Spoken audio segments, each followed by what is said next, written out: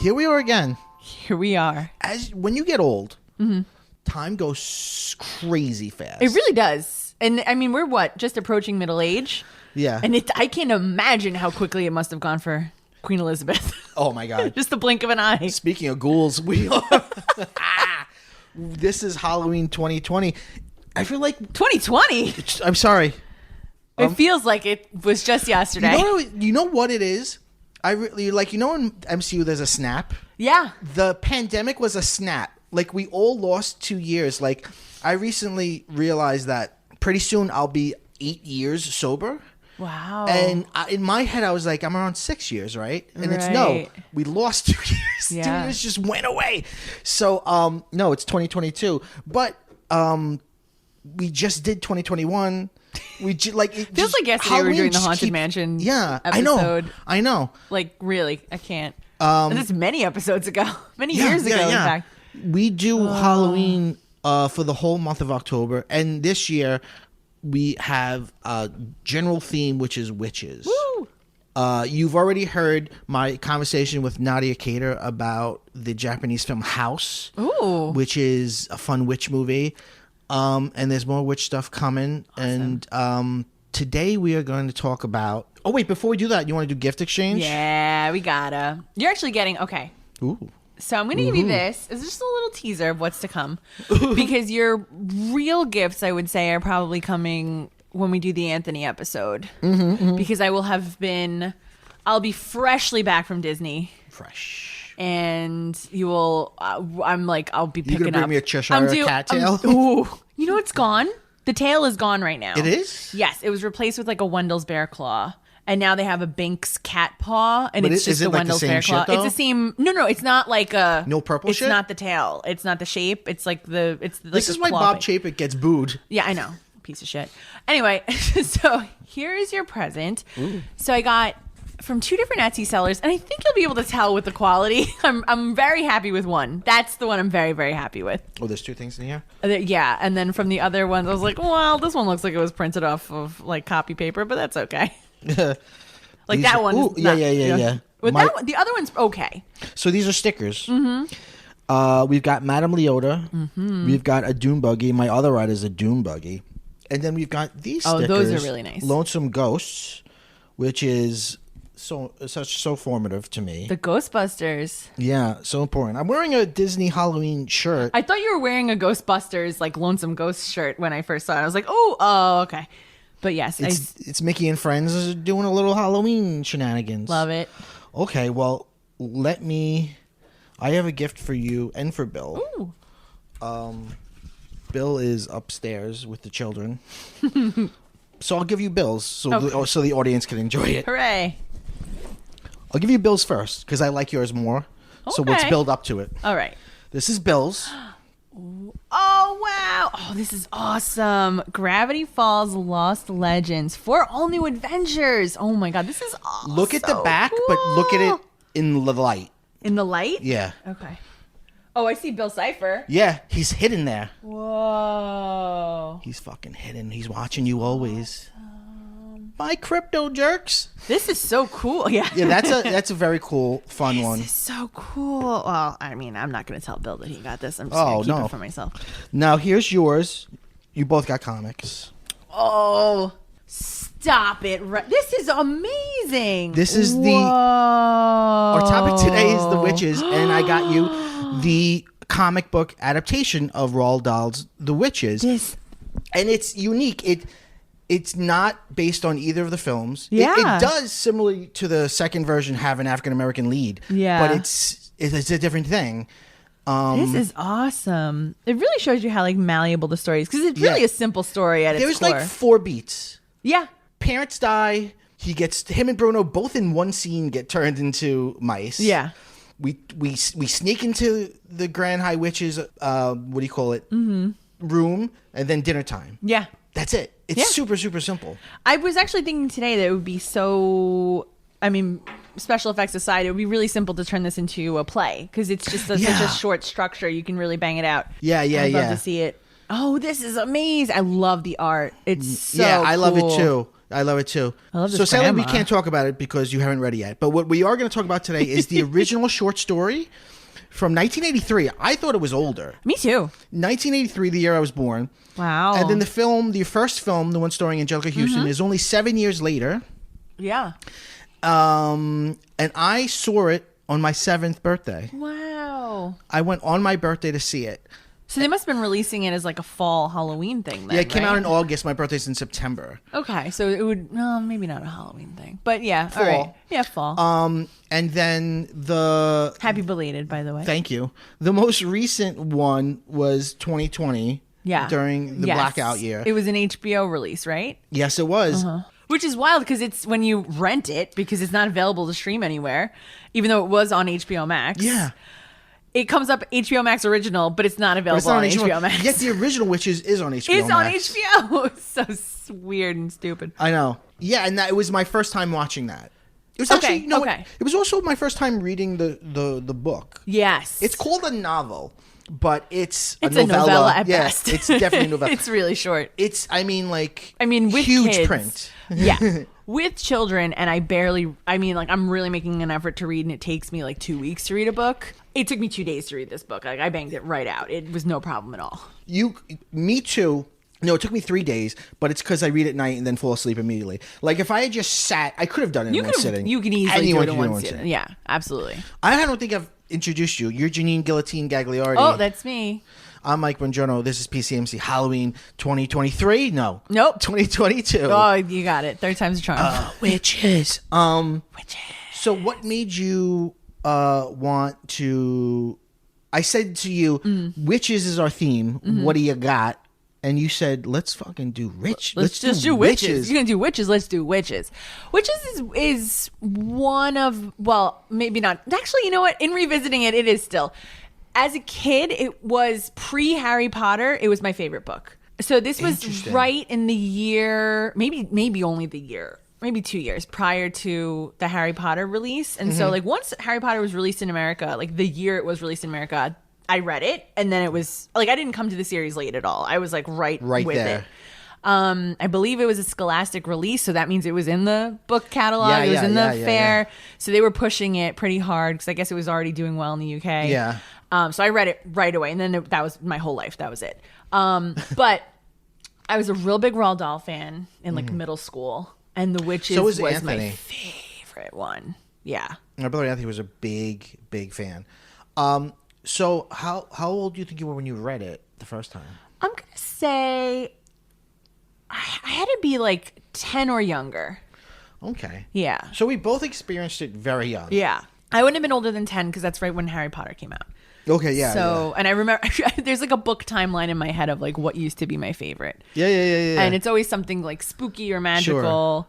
Sure. Because like before Witches, like early reader days, it was, like in a dark room or like things like that. Oh, yeah. So Witches is a big formative book for me. I absolutely loved it. And I came to it after having seen the movie. So I saw the movie first, was a fan of Roald Dahl, didn't realize he wrote, because I didn't have like a collection. I was just like kind of picking them up as I went at the library and didn't realize like the scope of how many books he had written. And I caught it on TV on probably HBO. Right. Like back in the day. Yeah, I think so. And it came on. Probably HBO. And I didn't know what it was, and I was just kind of watching it. It must have been like an afternoon, like nothing was going on, because I just sat there and was like able to watch the whole movie without like having to go do anything for school or anything. And I was absolutely entranced with the first story. Yes. The portrait, the picture. Yeah, we'll get to it when we talk about the first film. I kind of want to go in order. Okay. But yeah, it sets the tone perfectly. I loved it, and I was like, "Oh my god, what is this movie?" And then, by the time we got to her taking off her face, I was like, "Wow, what is that?" It was my favorite movie. It was, and then I immediately found the book, saw there was Roald Dahl. I was like, "I got to read that book." Found it at the library, read the book, and I was like, "Okay, this is like my favorite everything." What's your favorite Roald Dahl story? I mean, of all of his stuff, Witches still. Okay. Yeah, I mean, Matilda's probably a close second. I like it better than the Charlie and the Chocolate Factory stuff. Yeah, I was Never going to a big say, fan of Fantastic Mr. Fox, honestly. I like the movie. I think it's cute. But. I've only read one Roald Dahl story, and it's Witches, this last week. Okay. I've actually not read any of his stuff. I've seen maybe all of the film adaptations. Okay. I never really liked James and the Giant Peach. Matilda I've seen, but it was kind of like a generation before me. Like, I know people younger than me, it's a big deal for them. If I'm thinking about the best Roald Dahl movies, it's got to be it's a tie between Witches and Charlie and the Chocolate Factory. The Gene Wilder one. Yes. I agree. No, the Johnny Depp one. Oh, no, well, of course. Of course. So I agree. I always kind of held, because it's Willy Wonka and the Chocolate Factory is the first one, because they were trying to push. So the funny story with that is like they were trying to make it a movie to promote candy bars. Sure, why not? And the candy bar failed, but the movie succeeded. So they weren't looking to like throw a ton of budget into the movie. So a lot of things look kind of like a little on the cheap side, but the movie stood the test of time. And I always hold that in really high regard because I love the Gene Wilder performance and I just like it as a movie. But in rewatching The Witches, I'm like, this is very good. Like, it's very, very good. It is really. And the really economy of it is like, it's such a compact little story. Yeah. Like, again, I'm skipping ahead, but like when we talk about the 2020 version, there are things to love about it and there are things to hate about it. I'm scratching under my hair. Oh no. But I was so surprised at like how easily it slipped into let's make it about African Americans in the South in the civil rights era. Yes. Like it's so slipped into it so perfectly. Cuz it just like even if you change those cultural things, it's like a grandmother and a kid. Yes. And a menace. So it's like these very simple. Characters, which is great. It's, So the book came out in 1983. It's illustrated by Quentin Blake. I really like Quentin Blake's. The art is very sparse. Yeah, it's very sparse. It's also it's very sketchy. It's very almost like a quick hand. Like he just shot it off. It looks unskilled, but it obviously requires a lot of skill because he does things in what looks like almost like one line sometimes. Yes. And Roald Dahl uses him for everything. Quentin Blake was his illustrator for I think pretty much everything that he did. And it's weird because it'll just be no color drawings. They're just like black lines on white paper. Right. But you get a lot of detail. I've actually never liked the drawings. I've never liked the aesthetic of the drawings. It's not like art I would put up somewhere. I like his drawing of Matilda. I think his drawing of Matilda is very cute. I like his drawing of the Grand High Witch. Okay, because it's almost like one line. It's like a black curve. It obfuscates what it is. Like it's described in the text. Even not in detail. It's just described as she takes off she has a beautiful mask, but when she takes it off, she's horrid looking. Yeah. And it's not really detailed. And then the image... She looks like rotting flesh, it says, right? Yeah, but like the drawing, it looks like lines. he just like... It's just lines. It's like he drew lines. a face and then like scribbled over it. Yes. And that's the... But horrible face. So I mean, that's where I say like it looks unskilled, but it obviously takes so much skill because it's so clearly a face and a neck and a chest. But there's so little there. Right. That's what makes it so interesting. It's somehow minimalist and chaotic at the same time. Yes. No. Yeah. That's absolutely true. And it is like a quote unquote a novel. So it's there's like what 7 illustrations. Yeah. There's enough. I love his mouse. He draws a little mouse, real cute. Yes, and I love Grandmama. Oh yeah. She's also like just she's a thick pile and of wrinkles. She's got the cigar. Yeah. Love an old lady who smokes a cigar. Portly little lady. I know. I was kind of sad that they didn't include that in the updated version of the movie. Hi. Oh, you got a gift. I have a gift for you. And it's very cool. Well, first of all, look at my gift. The Witch's graphic novel. That's amazing. How cool is this? This is for you, sir. Wow, the Gravity Falls Lost Legends. Oh, this is amazing. Thank you so much. Enjoy it. Oh, and you got this. Yes, I did. Fun. Oh man, I'm gonna read this right in front of you. Yeah, you can read it during a nice poop. Like not a short poop, but like a good one. Oh no, there are no short poops. Oh, okay.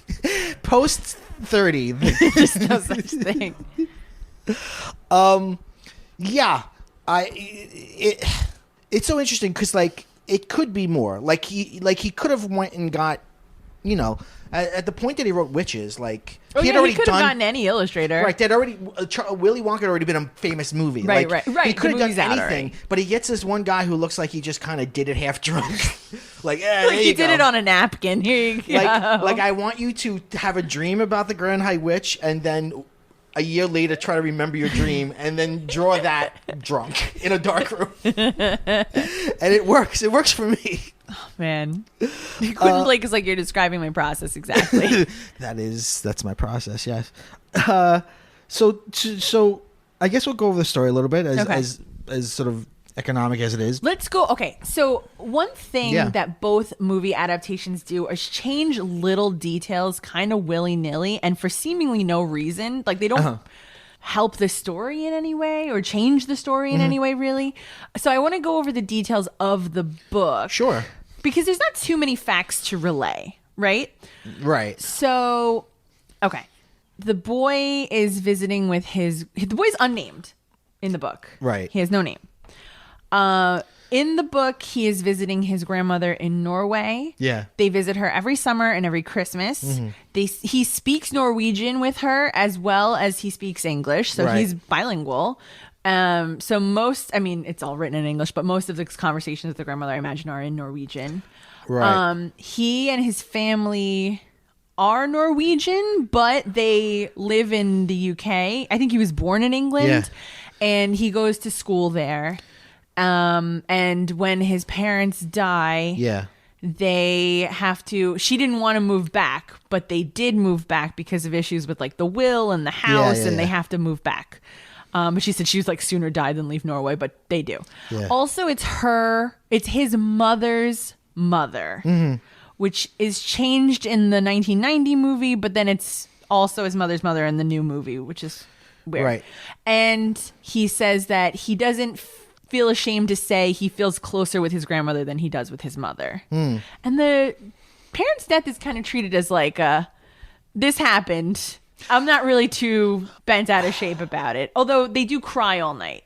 Yeah.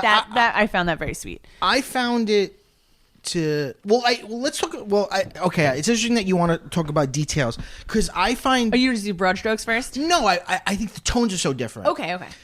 I actually would I think the tone I like the most is the 1990 film. But the tone of the story I think is more light. There's spooky things in it, and but it's not as dark as the Nicholas Roeg film gets.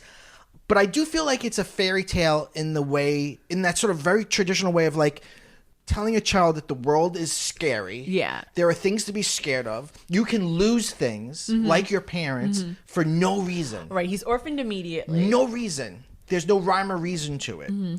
And I come from my father's side of the family is Sicilian, and older people in my father's family were like this, would tell me about witches and exorcisms and all sorts of, fucking I put the evil eye on somebody and they died. Yeah. I heard stupid shit like this as a child. It's an old country story. Yes, that's another thing I like, which is like you get the sense that like grandmama, which is what she's only referred to in the book. In the first film, the 1990 film, she's called Grandma a lot. And they also say her name, Helga. In the 1990, Grandma. Yeah. I don't like either kid in the movies. I like the Pre-Mouse. second kid. Is he Luke in the second movie? No. No, he's Hero Kid. Hero Kid. His name is also Hero doesn't Kid. have a name. Okay. But no, she calls him Hero. She calls him Hero? Yeah. Oh, I must have missed I that. watched it with subtitles on. Ah, I think so. I might be wrong. I think she calls him that, but that's how he's credited. Hero Kid. Hero Okay. Kid. But yeah, so no, there's this feeling of like grandma. She's steeped in the past. She knows about things because like even like this is in the film, but which is all going to blend together. But the mother's like, oh, she's just telling you stories. Like mom doesn't believe it. Right. It almost reminds me a little bit of like Wendy from Hook. Oh, like, yeah. Because I'm older and because I'm pre the modern world. Yeah. I'm going to tell you. I know this shit stuff. that people don't know anymore. Fairies and like legends Yeah. and things. Yeah, she's like a relic of an older time. Yeah. Like before modernity like when witches were still a threat. But she's like, oh no, I'm here to tell you they very much are still a threat. And you should be scared of them, and you should be able to identify see them. Yeah. She wants to empower her grandson, which I like. One thing, we were going over the beats of the story, but just one thing he says right in the beginning. And he's like, I don't mean to speak ill of women, but all witches are women. Right. and then he just goes on and on about like, he's like, some women are nice, but these women, a witch is always a woman. That's the line. Yeah. Some are nice, I assume. And I feel like he's These talking about witches, women. Yeah. they're rapists. They're not our best people. Oh my God. We'll get into Roald Dahl a little bit later. Yeah, a little later. It's written sort of like a manual in the beginning. Yes. And I loved that. Right. It begins with like a note about witches. Yeah. Which ends up being like the protagonist telling us. But when you read it, it just feels like a textbook. It feels like the author is telling you about witches. Like, this is all true. Like, all the events to come. Right. Right, exactly. And based on true events. And it's interesting because it's like witches and little children are in a war. It's a war. And I this is too like in the sauce, but I'm like, at one point, is it when they're 18? At what point do they stop smelling like dog shit and they're okay with and they're just you? like regular people. Also, what about witch children? Are witch children also a problem? Well, how does a woman become a witch? Does she live forever? Is she born a witch? Does she become a witch? I think Does she they get live to adulthood? Do they live forever? I feel like Grand High Witch lives forever. Yeah. Maybe they live longer. Well, no, because in the book she's like the old witches who can't do the spell. The ancients. Something both movies have not included was the spell. Oh, right, which I love. Or how she makes the potion. Yeah. You boil an alarm clock. You have to set to the time you want them to turn into a mouse. That's that tone. That's very like silly. You have to look at them through the wrong end of a telescope so they look small. Them small. I love it. It's a war. Mm-hmm. And Grandma is like, she's part of this war. You don't know too much. You know that she has a finger missing. Yes. And in the book, movie, she more explicitly says it has to do with a witch. But in the book, she's like, I don't want to talk about it. She shakes. She's like a fearless figure in her grandson's eyes. But when he talks to her or he asks her about that, she physically starts shaking and she won't talk about it. And we never know. We never find out what happened. Yeah. And it looks gnarly in the movie. Like, it doesn't look like it was a witch bit it off. Yeah. It does not look like a clean break. So these witches are, I feel like, Hansel and Gretel tradition. Mm-hmm. It's a lot about they hate kids. Mm-hmm. Whereas like, you know, in different places, like in the Salem witch trials, it's like they want to like bewitch men, beguile you, and curse your like, crops. Like this is all about we hate little kids, and we're here to destroy children. Yeah, we want to get rid of children. They smell like dog shit. Yeah. And the whole world is filled with these things that smell like dog shit. Nobody wants to do anything about them. The Grand High Witch is so furious about how many children she sees in England. You guys are failures. She can't even get it out. She's vomiting practically, saying the word children. Yeah. Well, that's like Hocus Pocus too. They hate kids. Yes, that's true. Children. Yeah. Oh, can we just for a moment? I know this is not a Hocus Pocus episode, but have you seen the little like thumbnail of Hocus Pocus 2 where you can play the trailer on Disney Plus? It's like the little image. No. Okay. So if you bring up Hocus Pocus 2 on Disney Plus, or at least a week ago, this is the case. The picture for what will I imagine be the screen for the movie once it's available is them in silhouette flying. And so you know how in the original movie Winifred got the broom, of course. Oh wait, yes, I did. I know you. And then SJP got the mop, and then what's her face, Kathy Najimy got the vacuum. Yeah. So now Winifred still has a broom, but SJP has like a Swiffer. Yeah. And Kathy Najimy's on 2 Roombas. Amazing.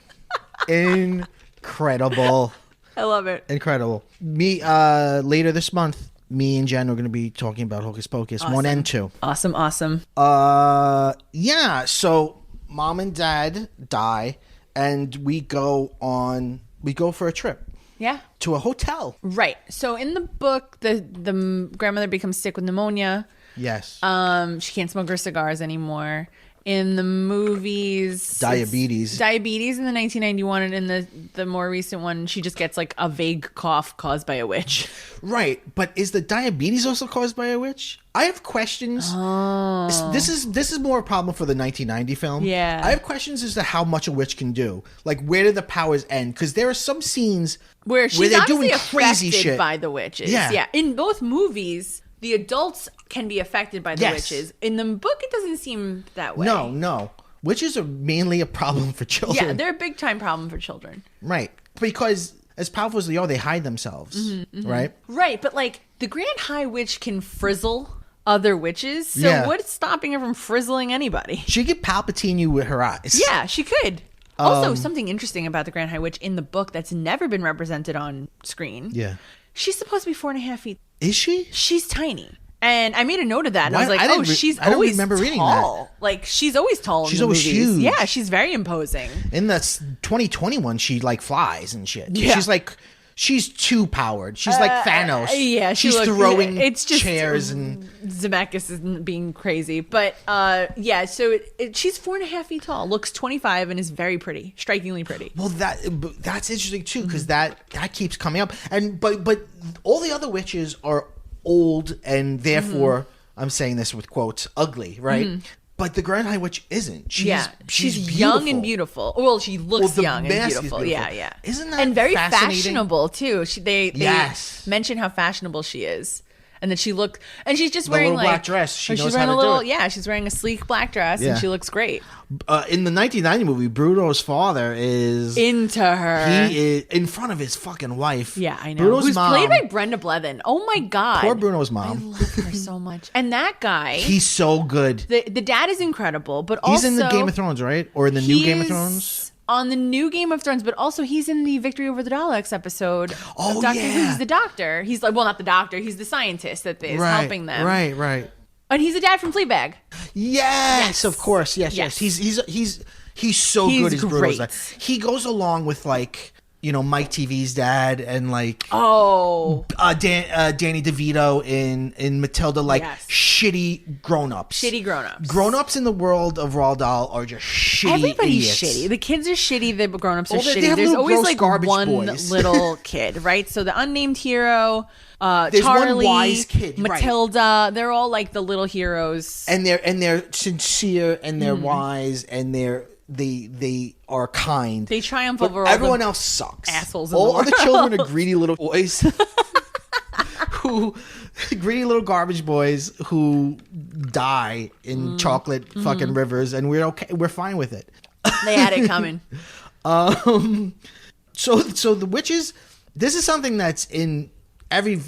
I did not remember it when I was 7, or I saw it when I was 7 on my birthday, and then a million times since then, but I must have not watched it in like 15, 20 years because there are some things I totally forgot.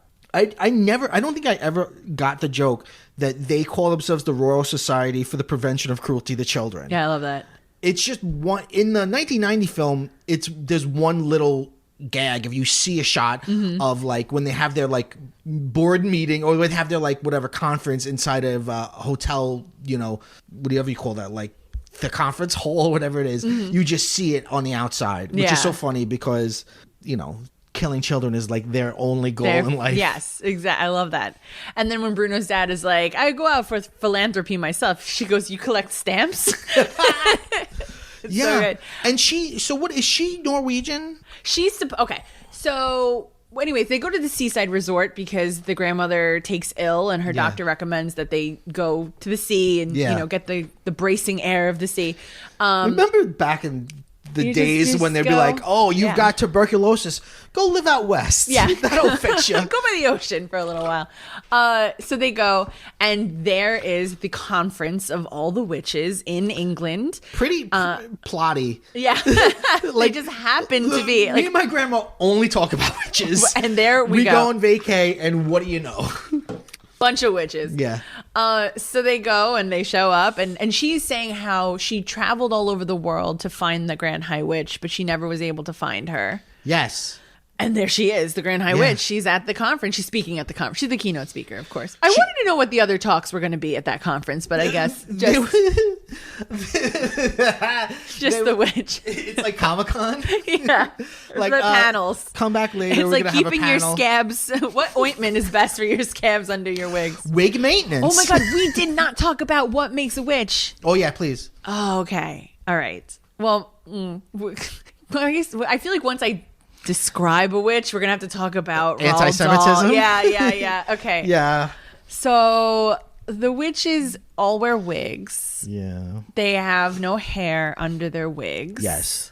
They have big noses. Real big noses. And big nostrils. Big nostrils. Big nose holes to smell out children. They're always scratching under their They wigs. They have a lot of money. They always they can control print money. They can they can control the world with how much money they have. Yeah. They own buying up businesses. They have no toes. Right. They have square feet. And then they have to wear gloves on their hands because they have like claws instead of hands. Yes. It's kind of rough. Right. Okay, let's just get it over with. So Roald Dahl okay. So he fought in World War II on the good side, but but he, especially as he got older, he said a lot of he bold-faced anti-Semitic things. He wasn't like accused of it. He was like, I don't like Jews very much. He said himself, I am anti-Semitic. Right. He did not mince words. Yeah. He said it. And, in knowing this about him, I don't know that I made that leap initially, but then, certainly not as a child. As I got older and learned more about the author, I was like, oh, you can see the witches. Yeah. Well, especially he's describing the practices, not blood all libel. of the practices, but he's describing a lot of the practices of like the Orthodox or Hasidic community, right. what women shaving do, your head, shaving your head, wearing a wig, and then of course, gross stereotypes about Jews, which is like having like caricatures of Jewish people will have like large noses, having a lot of money, having to a lot of control money, things. right? Because a lot of that comes all the way back to how they were money lenders, right? Because they weren't prevented from money lending because their faith didn't bar them from doing that, so they were one of the only religious groups that could do it. And so then they became really targeted for this profession that they had, and they were opportunistic in the sense that they saw an opening and they were like, we can practice this when other people can't. But then it drew ire from the communities because they were lending the money, so then they were owed the loans. Right. This was Shylock in Merchant of Venice is all about, right? So it causes a lot of hostility to come to the Jewish community as a result of the money lending. So all these things lead to the blood libel, like you're saying, right? And it has to do with killing children and eating babies. Yeah, which, by the way, it's a very old idea, but it's completely back because it's such a part of like QAnon culture. It's like the whole was it Cosmic Pizza? That's what he was there for. Or Wayfair, was it Wayfair? Right? Yes, they're selling children through their website. Yes. Hillary Clinton eats babies. It's just blood libel. It's all the same shit. Whenever the boys get into a cardboard box, they'll ask us to play Wayfair now. We go, here's our package from Wayfair. What's in here? So they're like, can we play Wayfair? I'm like, well, we're not going to talk about that outside the house. We play Cosmic Pizza at home. It's hilarious. Oh my God.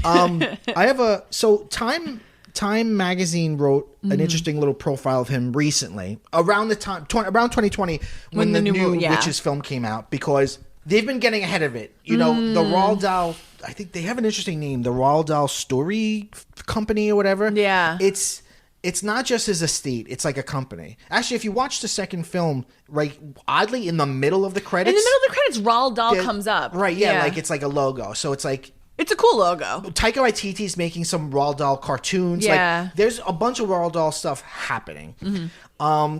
So they were like, let's deal with this. So Time Magazine wrote this thing about it. Here's a quote from Roald Dahl. There is a trait in the Jewish character that does provoke animosity. Maybe it's a kind of lack of generosity towards non-Jews. There's always a reason why anti-anything crops up anywhere. Even a stinker like Hitler... Oh, God. Didn't just pick on them for no reason. That is... You fought in World War II, sir. Yeah. And you're calling Hitler a stinker. And you were like, he wasn't... Come on, he had a reason. It's bad. It's on... There's no way to parse it. And then there's one other quote that was like really... it's very clear that he's just anti-Semitic in general. Oh wait. After claiming, this is from Time, after claiming that Israel's 1982 invasion of Lebanon was, quote, hushed up in the newspapers because they are primarily Jewish owned. Yeah. Oh no, there was the thing he said about how a group could go from being pitied victims to like universally hated. Yeah. He bought into all of it. Yeah. Definitely. Which is, you're no PR person. Yeah.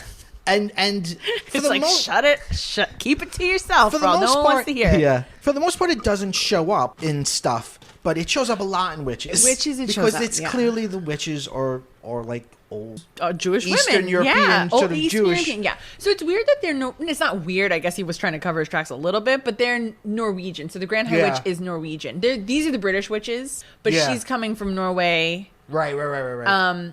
So interestingly, though, in the 1990 movie, Angelica Houston's performance is incredible, but she's doing a German accent. And her cat's name is Liebchen, which is like sweetheart in German.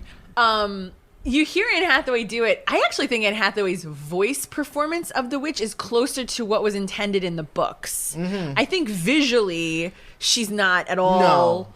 coherent or cohesive to like what the book's description of the witch is, which is funny because if they just left Anne Hathaway to look like herself, she would look more like the Grand High Witch. Like right. Just very pretty, like dark hair, she on her own she looks like it.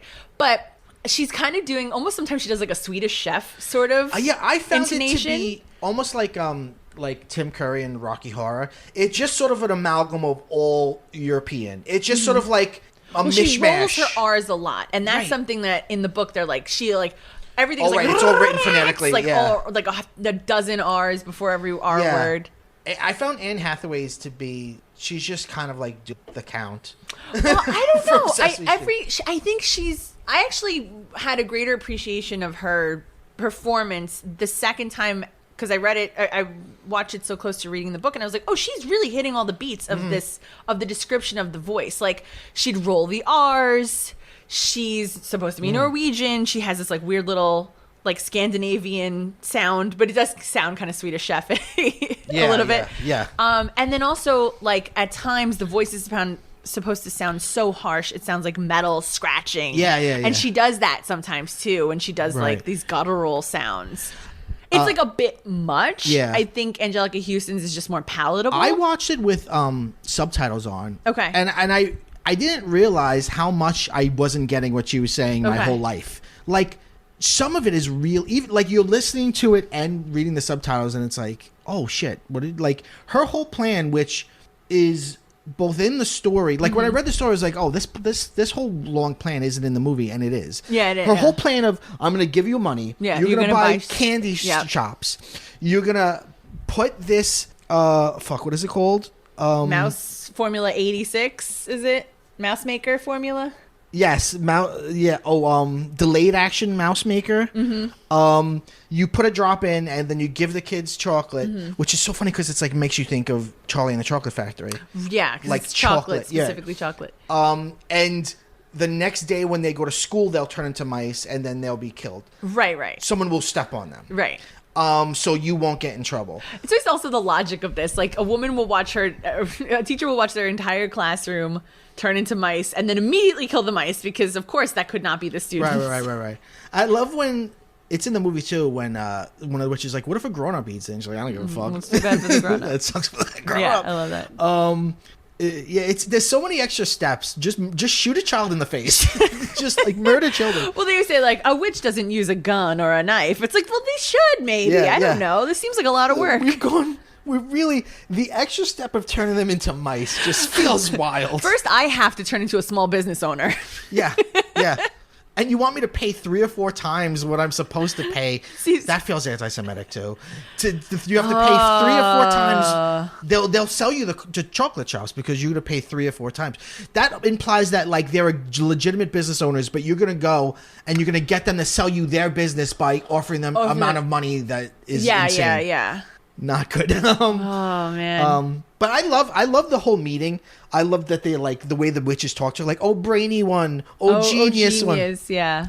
She Palpatine's someone with her eyes, which Grandmama says she does it at every meeting. She always kills one person. She's got to kill one person. You gotta fucking let them know. She kills the one fucking dumb witch who's like, how are we supposed to kill every fucking child in England? And she's like, what? I'm sorry? What did you say? Murders that person. And something that is only... it's very slightly in both movies, but it's much bigger in the books, is like the song that she sings. Oh, she sings this song, which I took screenshots of because I freaking loved it. After she explains what she wants to do, down the children, do them in, boil their bones and fry their skin, bish them, squish them, bash them, mash them, break them, shake them, slash them, mash them, offer chalks with magic powder, say eat up and say it louder, cram them full of sticky eats, send them home still guzzling sweets. In the morning, little fools go marching off to separate schools. A girl feels sick and goes all pale. She yells, hey, look, I've grown a tail. A boy who's standing next to her screams, help, I think I'm growing fur. Another shouts, V, look like freaks. The whiskers grow on our cheeks. A boy was extremely tall cries out, what's wrong? I'm growing small. 4 tiny legs begin to sprout from every body round about. And all at once, it's spelled with V's, by the way. All at once, all in trice, there are no children, only mice. And this goes on. And it goes on. And it goes on and on. It's amazing. Well, a few lines of that are in both films, but not the whole song, thing, which I fucking loved. That, I don't know, it brings me back to Macbeth. I love a poetic rhyming witch. Okay. You know what I mean? A witch who could like express herself. I wanted to end this episode about talking about just witches in general in pop culture. Have you seen the Denzel Washington Macbeth yet? No. I haven't seen the whole thing, but I watched like little clips of it. I've seen all the clips with the ghost, not the ghost, with the witches. Witches, yeah. And it's really fascinating. Cool. It's one woman plays all three. Huh. And she's kind of like acrobatic. She moves in this. She has a bald head and moves in this very crazy way. Huh. And the way she appears and disappears is it's really, really awesome. Interesting. Anyway, check that out. so yeah, so ooh, can we briefly talk about please. the other? So the grandmother. So Yes. the book begins with the grandmother telling the grandson about witches, but also about instances from her childhood where she encountered witches or she knew kids who were attacked by witches. Mm-hmm. And there's a lot of stories. Each movie just includes one story. The 1990 movie includes the best story and like the creepiest story. Right. The one that still keeps me up at night. Yes, the painting. I'll never forget the painting. It's because it's haunting. Right. Because it's as sad as it is scary. Yeah. And that's what gets you. Yes. It's heartbreaking. There's nothing they can do. They just watch her every day in the painting. Right. So this little girl is taken by a witch. They can't find her. She goes missing. And then all of a sudden... Which alone is such a scary thing. It's such a horrifying, scary thing. You're missing, and the cops look for you, and they can't find you. They cannot find you. There's nothing any adult can help. Right. And all of a sudden, this large painting in the parents' house, the girl appears. Yeah. Just as if she's always been there. And then every day, her position changes. So it's like she's living a life inside this painting. Yes. She grows older. The one shot when she's like a teen, but she's really close to the edge of the paint, like right in front. She's large. It's so unnerving. It's so scary. It's so unnerving. And then she's like a few years ago, the old woman that the figure had become started disappearing. And she just disappeared. And then she disappeared. And the kid's like, so she died? She's like, who knows? It's like, no, she died. It's so much worse than death, though. Yeah. Yes. Unless it's nice in there. Like there's one I in the movie you see her like feeding ducks. She's feeding ducks. She's in the house. She's doing stuff. But she's all alone, and you get the feeling that she can see outside of it. Yeah. And the poor parents, like, and this is more the film. The poor parents are like, watch her. Yeah, they just watch her. They watch her. It's so heartbreaking. And then that reminded me of M. Do you ever see the famous German expressionist film No. M by Fritz Lang? It's Peter Lorre from Casablanca plays like a child abductor, and it's called M because in the end the mob rule, they like draw. Part of the plan is they draw a chalk M on their hand and they touch him on the back so everyone can follow him. Mm-hmm. I actually think A Nightmare on Elm Street is very influenced by this film. It's like a prequel to A Nightmare on Elm Street. Wow. Because it ends with mob rule and they fucking get him. But it's a very disturbing movie about children going missing and like, you know, the plate. I'll leave the plate out for you on the dinner table, even though you're not coming home. Like just all the heartbreak of that. Oh no. So the newer movie includes one of the more ridiculous. Horrible. It's horrible. Let's say it's horrible. Stories about a witch. It's terrible. Well, the shot from the new movie that I actually find really arresting is when she sees the witch like talking to her in the midst of like the train station, the steam, I guess, from the train. Which is interesting because it makes you feel like the witch must represent modernity. Like this train. Yeah. You know what I mean? And it's like a real rural town that they're in. Right. Yeah, it's just like this white woman who looks wealthy, like speaking to what's clearly like a not like maybe not like the most impoverished, but like a poor black child. So it's like this movie's in the 60s and it's her as a kid. So we're talking about like the 40s in the South. Yeah. It could be, yeah. They could be sharecroppers. They might not live on, it's land definitely a very that they rural own. life. Yeah, for sure. And she turns her into a chicken. Yeah. Which is not nearly as scary, not even really that funny. Yeah, and it's not that funny. No. It kind of reads in this weird place tonally because it's not super scary, but it's also not funny. It's like a terrible thing happened to a kid, but it's not like hilariously funny. It also implies that turning you into animals is their only move. Yeah. So they did a chicken and then they do mice. Yeah. But they also do a lot of animal stuff in the book. Like they had that kid who turned into a dolphin, which I thought actually was pretty cool when I was a kid. Oh, right. Yeah. Oh, yeah. Because he's like, it's cool. His family hangs out with him. His family hangs out with him. He's giving rides to his brothers and sisters. Then he's like, but he hung out for a couple days and he took off. He's like, see you later, guys. Yeah, there's a I'm off to have adventures. There's a theme in the book that's kind of like acceptance. Yeah. Like especially the way the protagonist is like, I'm fine being a mouse. Yeah. Or the kid who got turned into a statue and they like hung umbrellas and stuff on him. Yeah. In his own house. Yeah. Yeah. So finally shut up for once. So let's talk about Bruno. We don't talk about Bruno. No, we're gonna talk about Bruno. So Bruno Jenkins, your classic Roald Dahl fucking garbage boy. He little fatty, I love cake. Yeah, I know. Yeah, exactly. He's just got fucking chocolate all over his fat face. He's just greedy. He's greed personified. You know, got any more? I love that. He same thing happens in both films and in the story. The Grand High Witch is using him as a way to, as a sort of like, she shows the other witches like how the potion works. Right. He is doomed from the moment we meet him. Right, because he's already had He's already had it. We don't know it, but he's had it. Right. Oh, we didn't say the protagonist has pet mice. Yes. William and Mary. Who you know, when your parents die, you get mice. That's what everyone knows. You get mice to replace your parents. That's everyone knows. A little boy and a little girl mouse. The thing they do in the second movie, I think, is brilliant, by the way. Oh, that it's a kid? That it's also a kid. It's so smart. Yeah. The smartest thing that movie does. But he's like, I'm going to go hang out. She's not supposed to have mice in the hotel. And she's like, oh, yeah, he'll stay in the room. And then immediately he's like, I'm going to go bring them outside. And she's like, great, have a good time. Should go. I don't give a shit. And so he sneaks into the... We smoke some more cigars. Yeah. He sneaks into the conference room and like hides behind something, and he's trying to teach them to like do a tightrope. Well, this is where the narration in the 2020 movie, Chris Rock's narration. Oh yeah, Chris Rock's the narrator of the 2020 movie. Yeah. It's wild. So his narration is almost verbatim the book. Mm-hmm. He's like, I thought that the Society for Prevention of Cruelty to Witches would like a young mouse trainer and they'll be kind. Cruelty to children, true cruelty to witches. Would like a young mouse trainer and be kind to me if they were to find me. Yeah. I figured this would be the safest place I could be. It's not true. Incorrect. And he hides behind a screen because if the manager came along, he'd be worried that the manager would see him because the manager has it out for him. Yeah. He's playing with the mice. The witches come in. They have their meeting. Bruno comes in. She's like, put your stuff back on, which is interesting because you think at that moment... You may remove your wigs.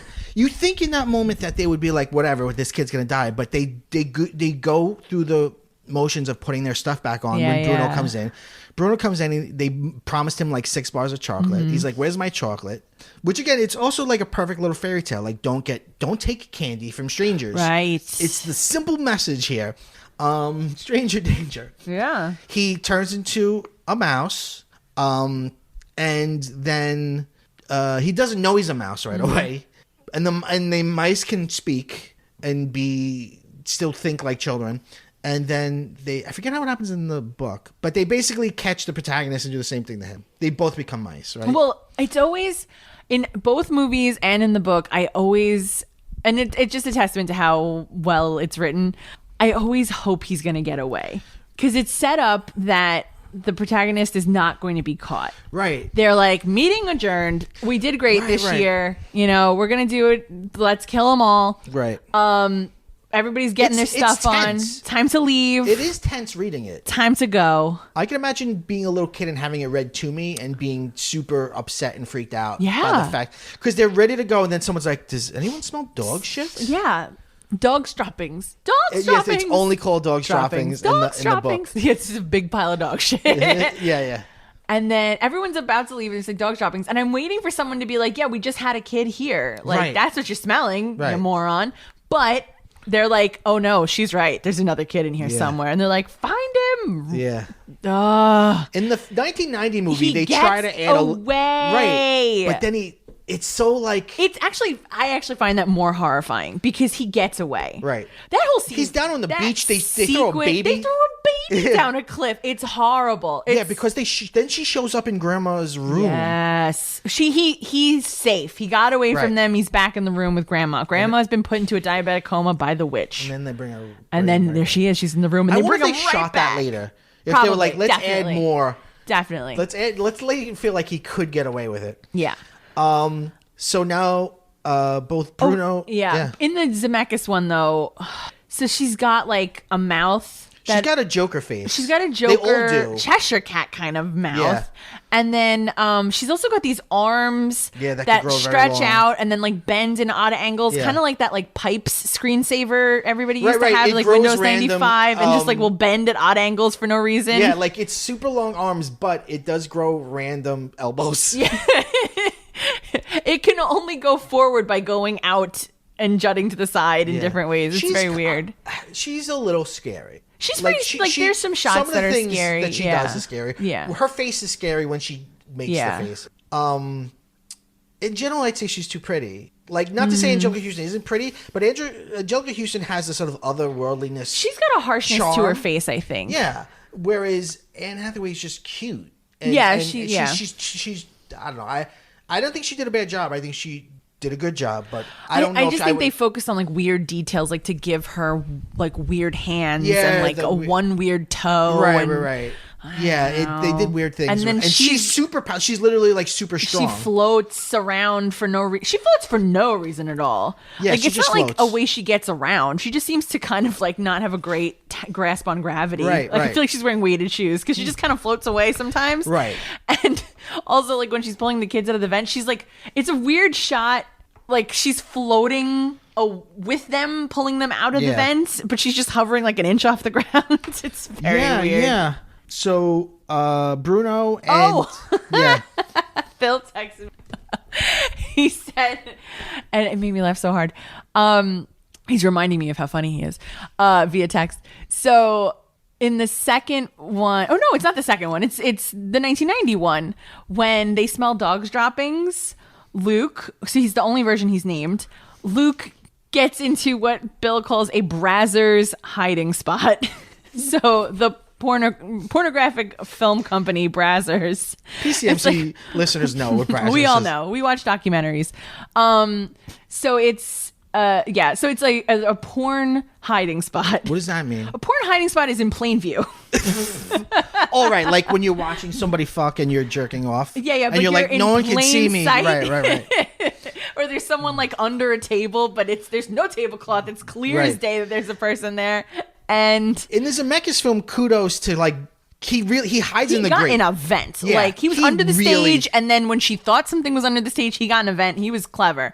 Right. This one is behind a screen, He's but like, then when "What?" they find him, like when they're looking for him, he like, gets like he in pops his head behind, up. like next to the stage, in plain view of the Right. entire It's auditorium, horrible. and they're still not finding him. It's terrible.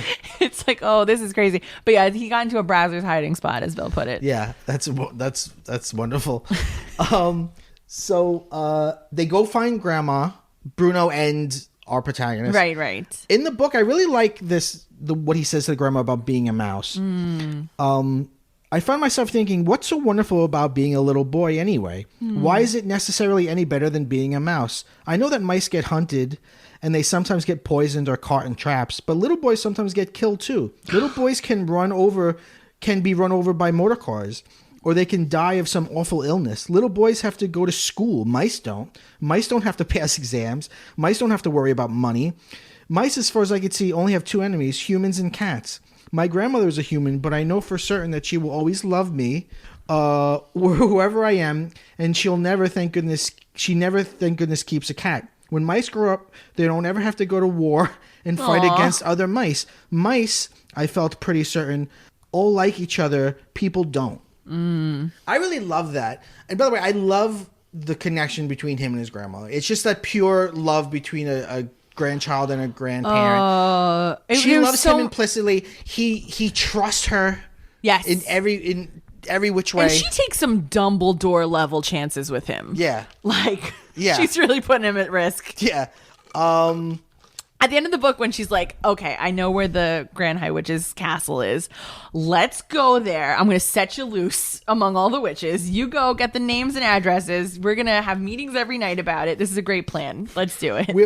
This is our job now. Yeah. You're not gonna, we don't have that many years between us. So let's do this now while we still can. So the plan is we have to turn the witches into mice before they turn all the children in England to mice. Right. And there's no hope that he's going to be turned back in the book. No, there isn't. It's kind of like you're a mouse. That's it. There's a little bit of hope in the new movie. Yeah, because she's sort of what do they call her? She's a healer. She's a healer, and she's like, maybe I could come up with a potion. Maybe there's there's a term they don't steal it to use it on the witches. Natural witches or white witches or like that healing magic. Yeah. Right? You see her like she has this little secret room and she's got like stones and stuff, crystals and all kinds of fun stuff. In the story, in the book, in the first movie, they explicitly steal the potion to turn the witches into mice. But in the 2020 film, they steal it to try to make an antidote. Right. And then they're like, well, let's just use it on the witches. Yeah. So they do that. That's kind of tense. Grandma and the witch have the witch notices the grandma and she's like, oh, my knitting fell over. I haven't seen my grandson of you and whatever. There's a scene it's not narratively necessary yet. It's in every version almost exactly the same, which is grandma trying to tell Bruno's parents about Bruno. Yes. And I found myself wondering, I like the scene, but I found myself wondering, why is this scene present in every version? Why is this scene? There's something to this scene that's deeper than just. Okay. Is it saying something about class? Is it saying something about British culture? Is it the fact that is it saying something about grown-ups? Right? Grown-ups don't believe even what's right in front of them. Grandma. Or they're so rude it's not to need. her out it's not of necessary. hand, Yes. right? They're just even if you thought there was something wrong with her, right? They call her an old nutter or whatever, right? I feel like they should. I mean, a decent person would show more concern. Right. There's a woman, she's not right. She's showing mice to people. Just from the get-go, she's like, can we talk in a private place? He's like, I'm not moving. Absolutely not. I'm comfortable where I am. Yeah. He's just a dick and they're right out of the gate. They're drinking, which they always drink at night. Right. They're also on vacation here. Yeah. Bruno's parents are, again, they're Roald Dahl they're parents. boorish, they're terrible. The father is boorish and loud and rude, and the mother is just in hysterics at all times. Yes, right. yes. So she sees a mouse and she screams, right. And is jumping on furniture and stuff to get away from it. Yeah. And Bruno, she's like, Bruno, say something, but Bruno's whole thing is he's always eating. Yeah. He's a little fat shit, and his mouth is full, so he can't say anything. Yeah. But that scene's always in there. Always. And then we have dinner. Yeah. And we have We have to go into our protagonist goes into the kitchen in every version.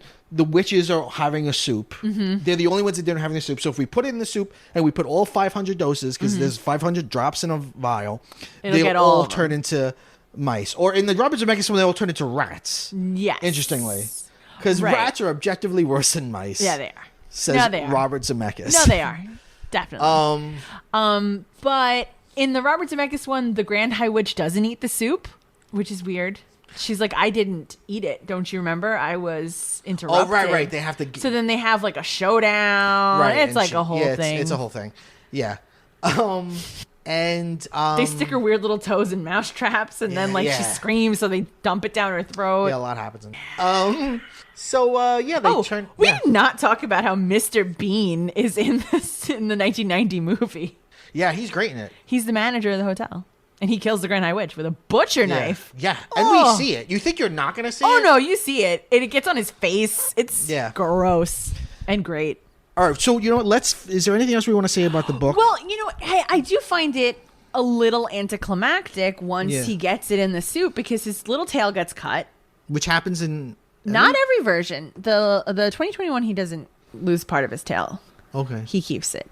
Oh, because I was going to say, I was like, does he lose it another way? But yeah, okay. So in both versions, he loses his tail. The Freudian in me can't help but be like, is this sort of an inversion of the hero's journey? He's losing his dick?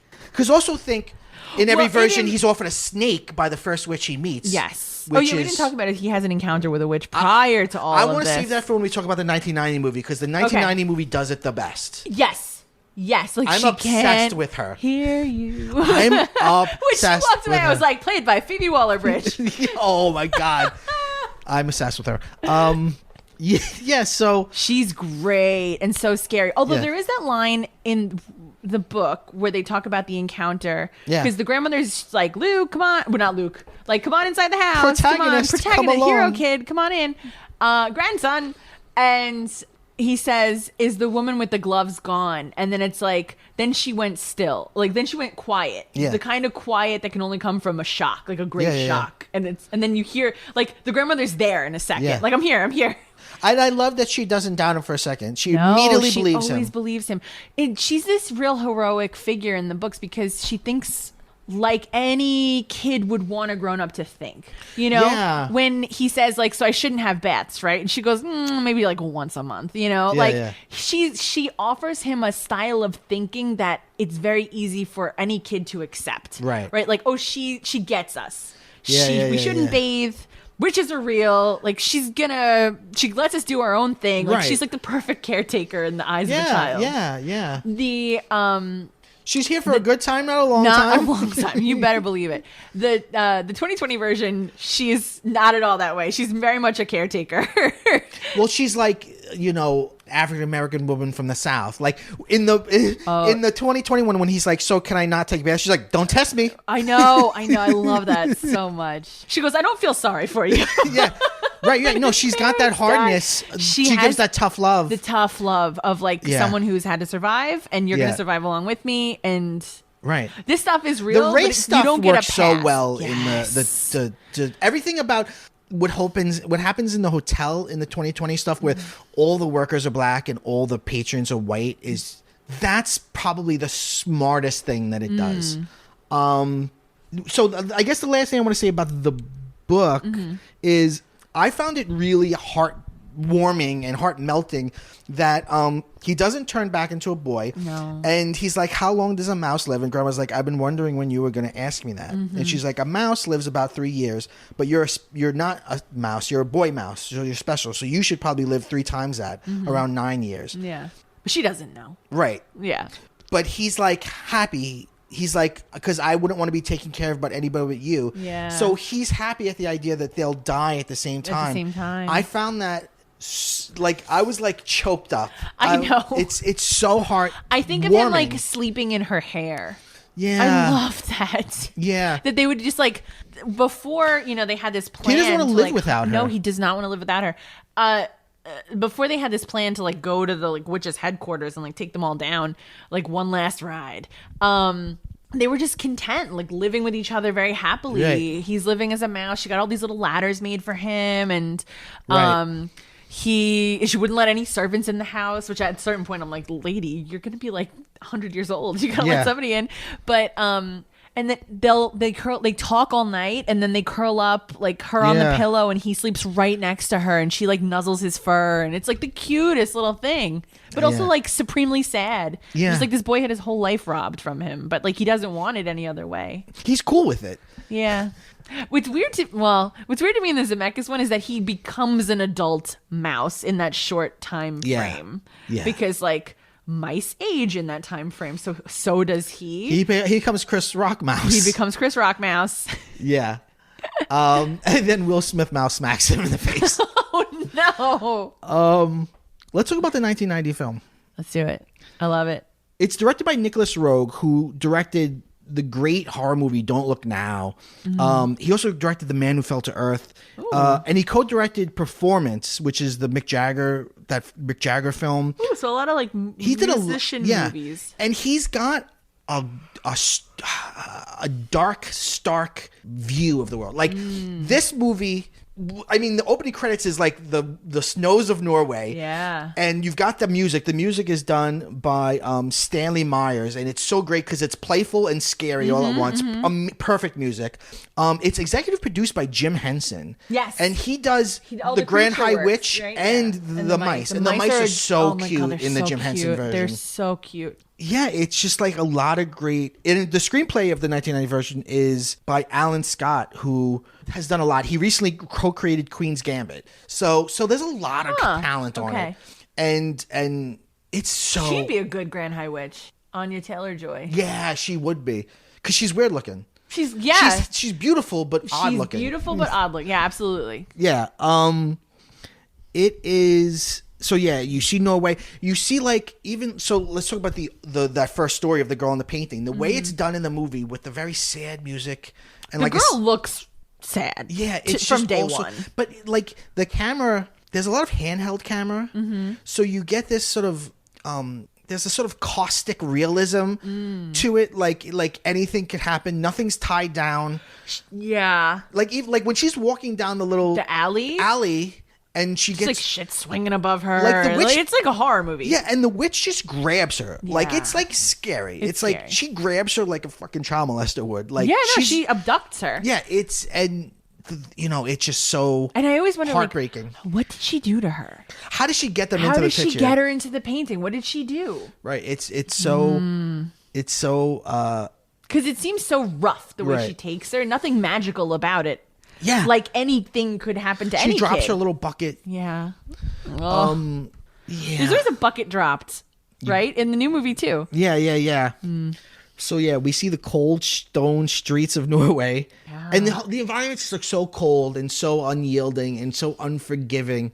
It just seems like a cold, scary ass place to live. Yeah. Like when the parents go out, Yeah. there's that shot. It's like the camera is sort of like at an angle. Yeah. And you're like, oh, something bad's going to happen to them. Like even if Well- you don't know anything about the story. Well, Batman rules. If your parents are dressed in formal wear and That's they're going what Bill out, said. He's like, if your dad is wearing a tux and they're going out, you You're- say goodbye. yeah, you're never seeing them It's again. time they're going to die. They're gone. They're gone. Or you're going to be abducted, right? Going back to Hook. Yeah, Like- Hook, like, yeah, sure. They're going out in tux. You're going out in formal wear? Well, goodbye forever, parents. One of you is going. The kids or the parents. So the grandma is Helga. What was it? Well, Yeah. we're not allowed to go out in a tux. And, No, and- certainly not.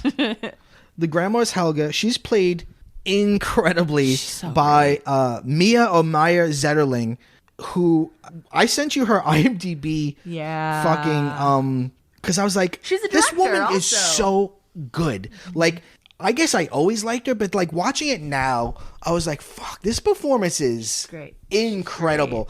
Yeah. And as she far was as born in my view, I'm like, oh, she came and went. She did this movie. I never saw her before. I Right. never saw her since. But she has this whole storied career. Right, she was like a bombshell. She was a sex symbol. She's gorgeous. She Gorgeous. She was born in Sweden, and she was a Swedish movie star at the beginning of her career.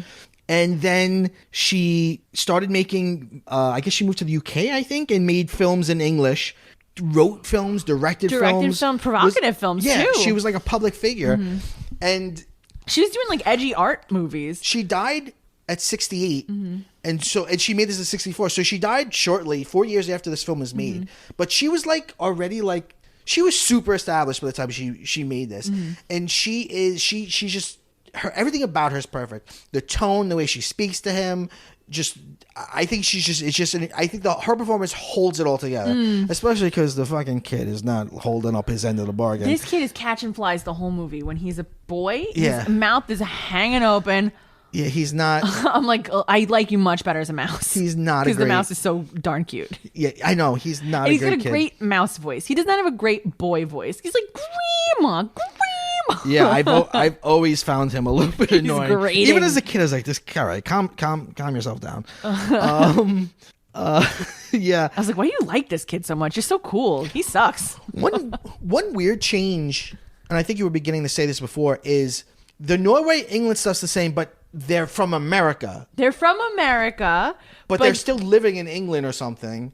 Or she has a house in England? No, she has a house in England. She's loaded, I guess. So, but they still go from Norway to England. They go to Norway. But they just be like, but the kid is American. The kid's American. Don't worry. So you're watching an American. We care about him. Right. This is an American boy turned into a mouse. What is the U.S. Embassy doing about this? Right. They know about witches at the embassy. I'm sure they do. You know they do. So yeah, it's like we went to England where my grandmother had a house. I'm like, why not just make the kid British? Then I wouldn't have to listen to this kid. No, because then you can't. Then I wouldn't care about him. You need those terrifying Norwegian scenes in the beginning. You need like the cops coming up and be like, Fräulein. Yeah. Here's a scarf from your dead Bill.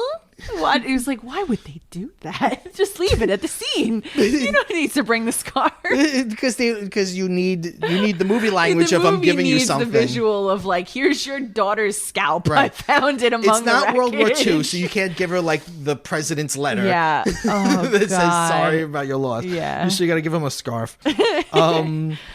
Yeah. It's weird they make it the father's mother. Why make that change? I don't know. But it does kind of seem like she doesn't like her daughter-in-law, right? Like when she comes in to say goodnight, she's like, it's almost 9. She gives her this like daggers look. Like, I fucking hate you, lady. I hope you die in a car crash tonight. Boy. She cut the brakes. She was like, you know what? My son can eat it. I don't like his wife. And then she's like, no more stories. And then says goodnight. And then they go. And he's like, goodnight, son. It's like, good night, Dad. Very business One relationship. day I'll hug you, son. At your mother's funeral. So they go out, but you get the sense that she doesn't like the mom, which is weird. So interesting. She's like, I'm going to usurp you for sure. Yeah. And she's just sort of there babysitting. Yeah. Like there's no, it's she not goes, clear. go enjoy yourself. Yeah. Have fun. Don't die. Well, like what formal occasion are they going to while they're on vacation? Like, God bless. I mean, it's not like they're going out to dinner. Yeah, I don't know. Are they going to the opera? In that weird little Norwegian town?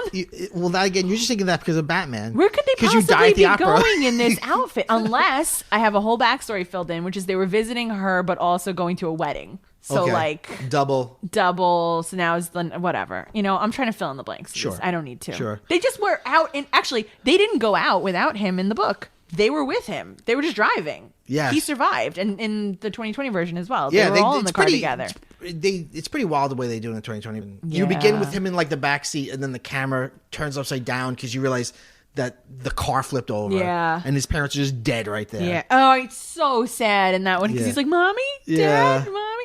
And in that one, you really get the sense that he is dealing with a loss. Yes, well, because he's like not speaking or eating or for a while. or speaking. Yeah, and he has to use Motown depressed. to bring him out of himself. The soundtrack in the 2020 so version good. is fantastic.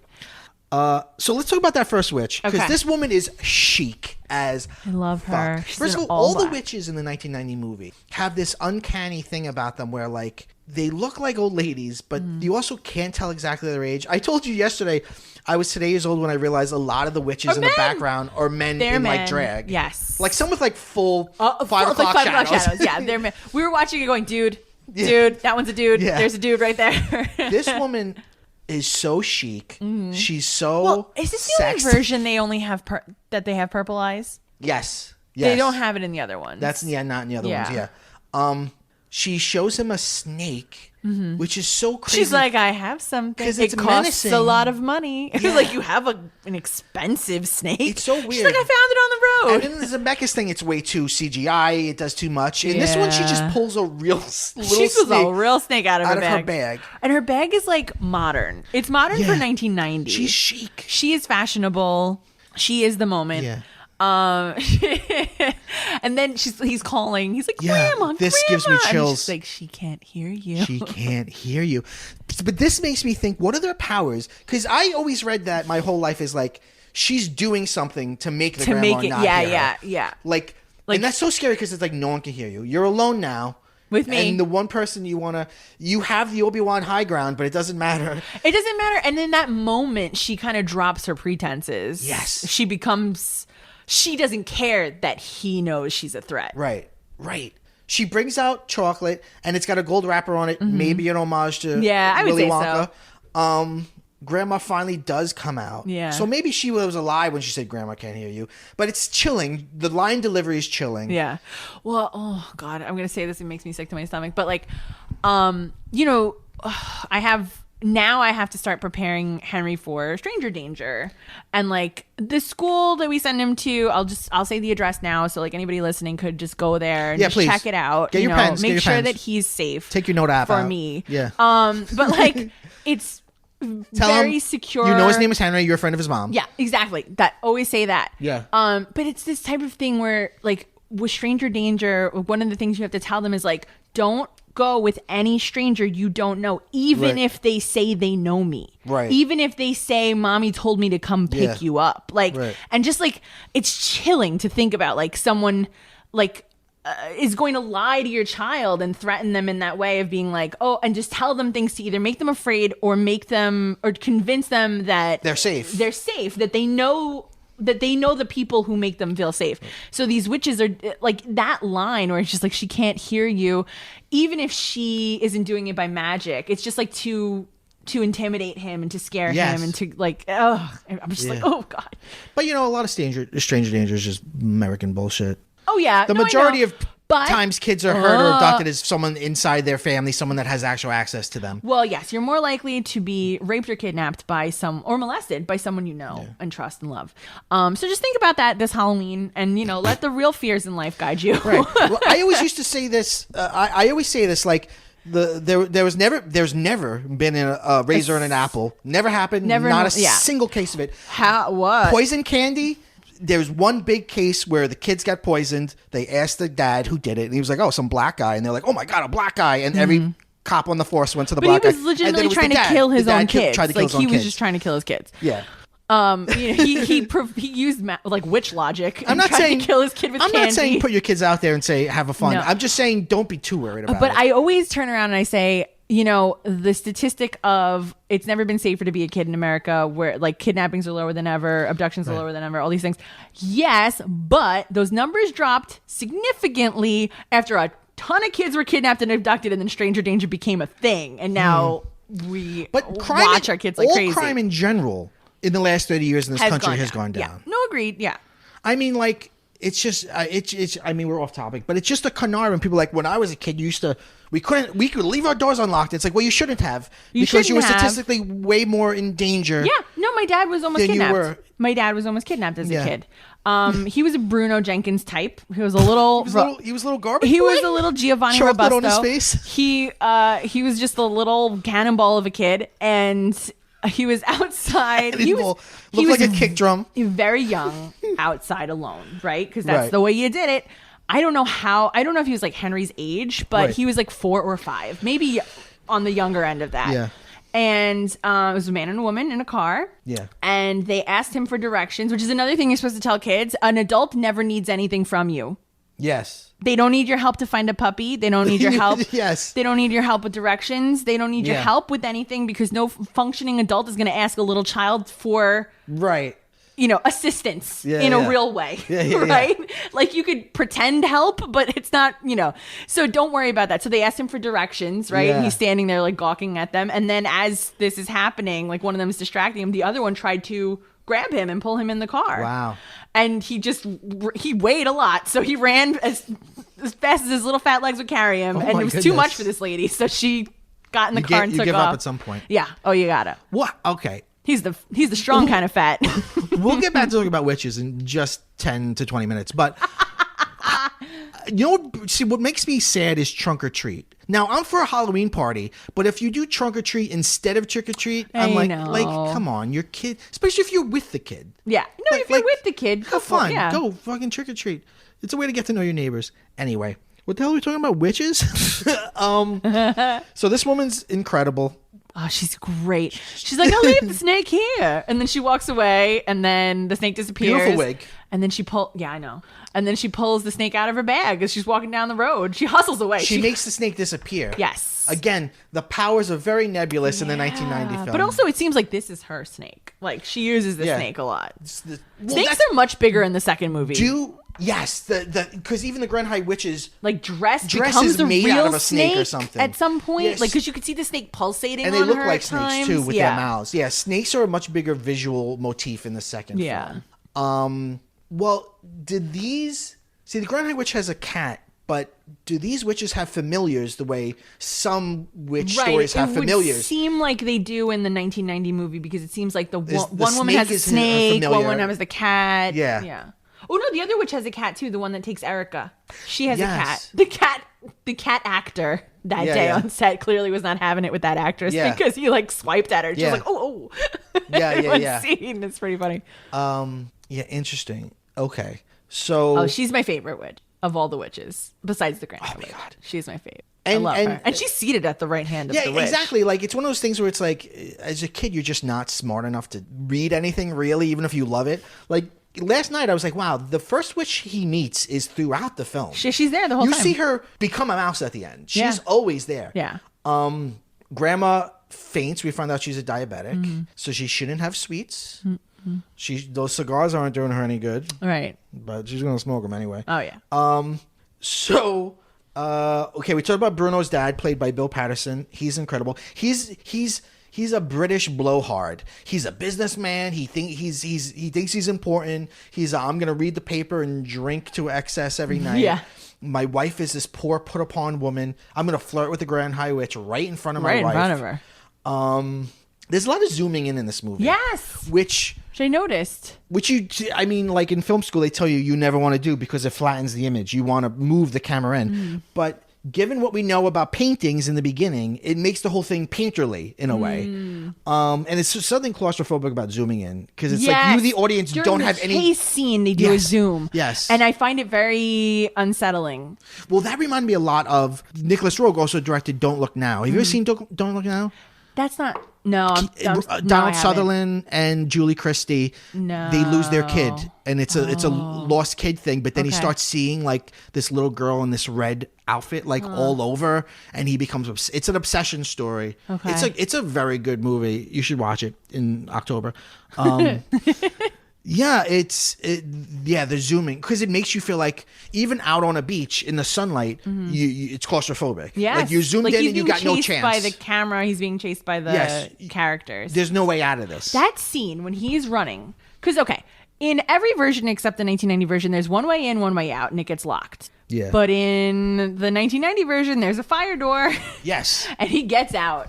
You bet he does. And he goes running out onto the bluffs and to the beach. Right. And they go after him. They go after him, which is funny to see Angelica Houston creeping around with her like cape. Right. And like creeping over by a baby carriage. Yeah. Where the mother, who's dressed like she's from the Victorian era sleeping. For some reason. Right. Is asleep on a bench and has her baby She's had it. She's had a day. The most dangerous cliffside I've ever seen. And it's just the baby's just right there. Nap. Just right on the edge. And when it tumbles down the cliff, she's like, I can't believe this could have happened. It's like Battleship Potemkin. It's like the thing is just like, and the baby's like, no, why? Yeah, the minute you see a baby in the Grand High Witch, you're like, this is not going to end well for anybody. Good. So she shoves the baby carriage down to entice Luke to save it. Right. And then all the witches are convening on this baby carriage, and there's two shots. Well, there's one shot and then one character. There's like the fatter witch who's like a baby, which is gross. But then there's that one woman on the rock on the beach in a red dress who's like jumping up and down, like celebrating. And they zoom in on her, and I always find that to be creepy. It's very culty. It reminds me of like the Wicker Man, the witches in this movie. Like the way that there's also weird because they're quote unquote old ladies, but they operate in sometimes very juvenile ways. Like the way they jump up around and they're like the way they they're giddy. Yeah, and the way they're like the way they kowtow to the Grand High Witch. It's all uncanny. It's all unsettling. I can't remember if he says this in the book, but in the movie, the grandma's narration, she's like, well, they're not really women. Yeah. But in the book, he's like, a witch is always a woman. Yeah. Let's be clear about that. Women... Yeah, are bad. Women are bad. So, especially the Jewish ones. God. A witch is not really a woman in the 1990s. That they're like other they're really creatures. Not. Right. Yeah. Yeah, so they do eventually catch him. They get him. They have that crazy scene where... The transformation. Well, before we get there... Oh. When they're in Grandma's room, that's scary as hell. Yes. And it also shows like no place is safe. No place is safe. But again, it's the power. It's like, is she keeping Grandma asleep? Yes, I think so. But I don't know so how. You can make someone sleep from like yards away. Yeah. Because also she touches a little kid in a picture and she makes the kid go. Yeah. So are all little kids in pictures? She murked that kid. Real good. She squished her and squashed her. Oh. All little kids in paintings are children that were put there by witches. Terrifying. Oh, you know what? I didn't notice until recently. There's a fucking witch who works in the hotel. Yes. There's an inside. It's an inside job. I noticed that. There's two. One, the woman who locks the door. Yes. Is the maid. Yes. Not the one that's having the affair with Mr. Bean. That's a whole subplot. That's another subplot that's happening. I want to talk about for hours. Yes. But the other witch. The other woman is a witch. Yeah. Because she turns around and you see the purple in her eyes. Yes. And then I realized, I was like, oh, that's the same lady from down there. Then there's another witch in the kitchen. A kitchen witch. Yes, you're right. There is a witchin'. There's a kitchen witchin'. Yeah. Yeah, that little change just made, they're everywhere, man. I love they're that. Fucking everywhere. I love that. Fuck yeah, that's scary. Yeah, let's talk about the transformation. Movie. It is a scary movie. Yes, it is. Now, there is two things that I want to talk about. One, the creature effects and how really scary the transformations are. Yeah. And the other, the seemingly sexual gratification that the Grand High Witch gets from killing a child. She is... Right. And actually all of them, because then it's sort of like this like orgiastic like culmination of the witches being like, oh, like when he's changing. Yes. She looks like she's masturbating when he enters the auditorium. She's got her hand like down by her crotch region. She's like flicking her fingers like back and forth in like sort of a come hither, but she's actually not. It doesn't look like she's beckoning him. She looks like she's rubbing herself. And she's also like shuddering. Like she's like... Well, her physicality she's so good. She's so good as the Grand High Witch. Yeah. She looks like she's about to orgasm. Like as he's approaching the stage. Yeah. And then, she's toying with him. She's playing with her food, right? Yeah, like she's the cat, he's the mouse. Like she's toying with him before she does this. And it's a longer and more painful thing in the 1990 film. In the 2020 film, it happens way too fast and way too CG. But in the 1990 film, like they start like burping and it looks like they're exploding. It's like the body horror of it. Yeah. Oh, and he's just like, oh. Yeah, they and turn then into like a mouse. I've always found that really grotesque. Like even as a kid, I was like, oh, like what's he gonna throw up? Like if he did, I'd be like, this is a true horror movie. It's like they're exploding. Yeah. And that shot of the Bruno's POV in the clothing, and you see like she's like bye bye, and like you see like her like framed by the neck hole. Yeah, such a good shot. Yeah. They do that twice, I think, or maybe multiple times. They do like a POV from inside of something. Yeah. In the movie, they turn our character, our boy. They're adorable mice. It seems to me that there were three things happening. There were real mice, like when they're walking around, they're real mice. Yeah, that's all real mice. Then there are small mice that have minor movements, like small puppet mice that could be in scenes with people. And then there are larger scale mice that you would do close-ups of that have more facial expression. They're so cute, those mice. They're really detailed. They're beautiful. They look adorable. I just looked this up while you were talking. Brood? The movie... Sorry. The movie comes out in August 1990. Jim Henson passes away in May 1990. Oh, so this might be the last thing he worked yeah. on. And he's given an executive producer credit. Right, so he was there. So or they just gave it to him. But it's I love Jim Henson. The mice are Henson-y. Yeah. You know what I mean? Like I'm very interested in like Henson outside of Muppet, like the Ninja Turtles. Like okay. Like you look at Ninja Turtles in the first Ninja Turtles movie, and then look at them in like the second Ninja Turtles movie, and it's like this is much worse. But why is it so much worse? What about Jim Henson's way of doing things just makes it better? Huh. So the mice are adorable. I feel like the mice have met a Fraggle in their life. Yes. They've Those got mice that, are so cute. They've got that cuteness. Like I sometimes say to my dog Ricky, I'm like, you got Muppet face today. Aww. Because he'll have a Muppet face some days. Yeah, they're adorable. They it's the story. They go see Grandma. Grandma's, immediately is like, I'm on board. Yeah. No, I love it. She yes-ands everything. Yeah. She's like, uh-huh. And what are we going to do next? Rowan Atkinson is our snooty. Mr. Bean is our snooty. Mr. Stringer. Yeah. Great name. So he's fucking One this of the maids. one Yeah. unhinged maid. She's nuts. She's not. Like, Her hair. She's got fucked hair. Yeah. She's got I just had sex hair her all the time. Her hair is bedhead. She's got a drinking issue. Yeah. They're like, is she sober? And he's like, I've been with her for all afternoon. I mean, I saw her. Yeah. She steals shit from rooms. Yeah. She's spraying, so she makes up the Grand High Witch. She does like the turn down service for the Grand High Witch's room, and then she takes the perfume bottle and like sprays it on the bed and sprays it on herself. Yeah. And then she's like tidying up and finds the mouse maker and thinks it's more perfume because you need more perfume on top of the one you just put on. And then she puts a little like behind her ears and one down her chest, which we never see that hair, but it's there. Yeah. And then later in the film, Rowan Atkinson is like, goes to like kiss her neck. yes, but they're having like a whole conversation. It's like, I might be late tonight. I might not be there for a while. She's like, I can wait. It's all right. And then he's like, I can't wait. Terrible British relationship. And then he goes to kiss her neck, and there's gray fur. And he's like on her grossed neck. And he out. just doesn't even say a word and just walks away. And then she goes to the mirror and is horrified, and screaming at the top of her lungs. She's always in histrionics. I want so much more of that relationship. I'm like, are they having an affair? Are they fucking just rooms? like? I'm sure they do. Yeah. Yeah. Why add? I don't know. The witch seems to know. Everyone knows. Yeah. I mean, the witch is obviously trying to make up an excuse, but the way she said, "Is she sober?" was like, we know that this woman's got a problem. Yeah.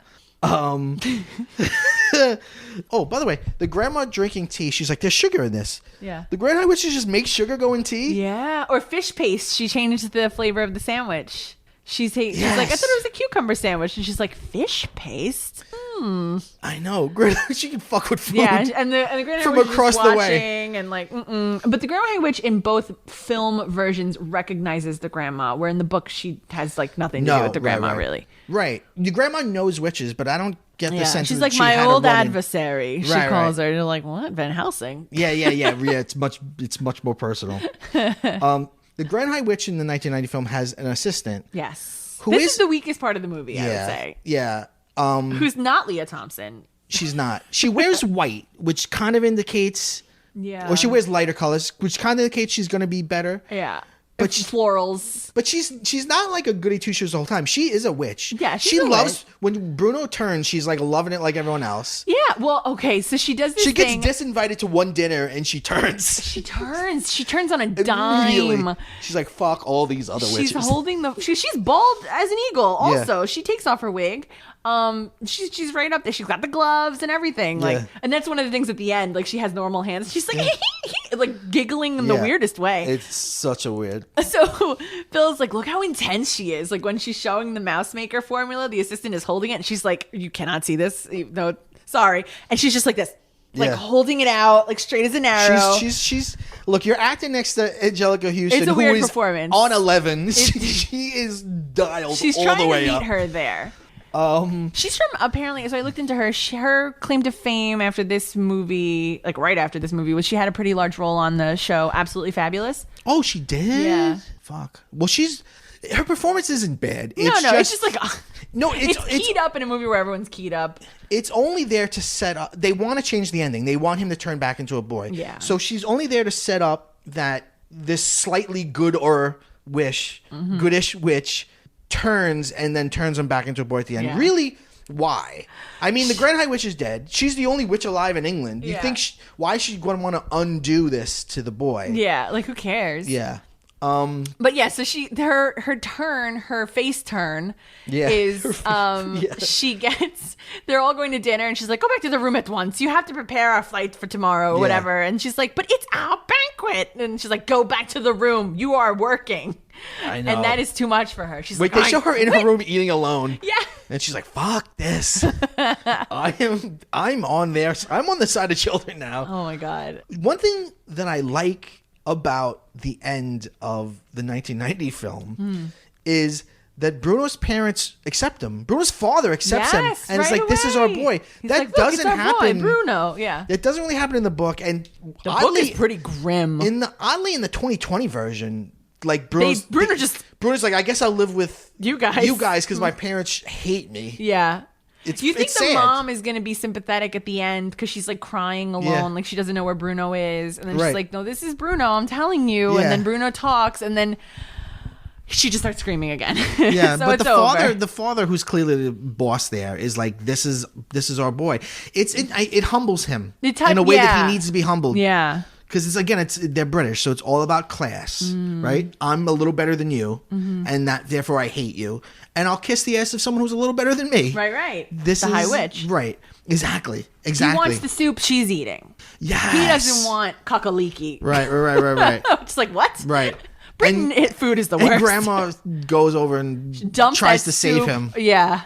Yeah. I wanted her to be like, soup's on you. Just throw it right in his face because he's such an ass to her the whole time. But he has a turn. He accepts him. Yeah. The book, they just wonder what happened to him. Sad. Yeah. And they're like, I wonder what happened to Bruno. And then she says, I wouldn't be surprised if the dad gave him to the manager to drown. It's like, oh my God. This is grim. Bruno didn't deserve that. Yeah. He just liked to eat. Yeah. Who among us Doesn't enjoy food. I mean, Bruno. We were all little garbage boys. Bruno. So let's talk about The Witches 2020. All right. Also titled Roald Dahl's The Witches. The Witches, yeah. Robert Zemeckis' Roald Dahl's The Witches. This is I did not remember this was directed by Robert Zemeckis. Me neither. When you said it, I was like, what? Robert Zemeckis. There's a really great video essay about him by Patrick H. Willems. That's kind of like, what the fuck ever happened to Robert Zemeckis?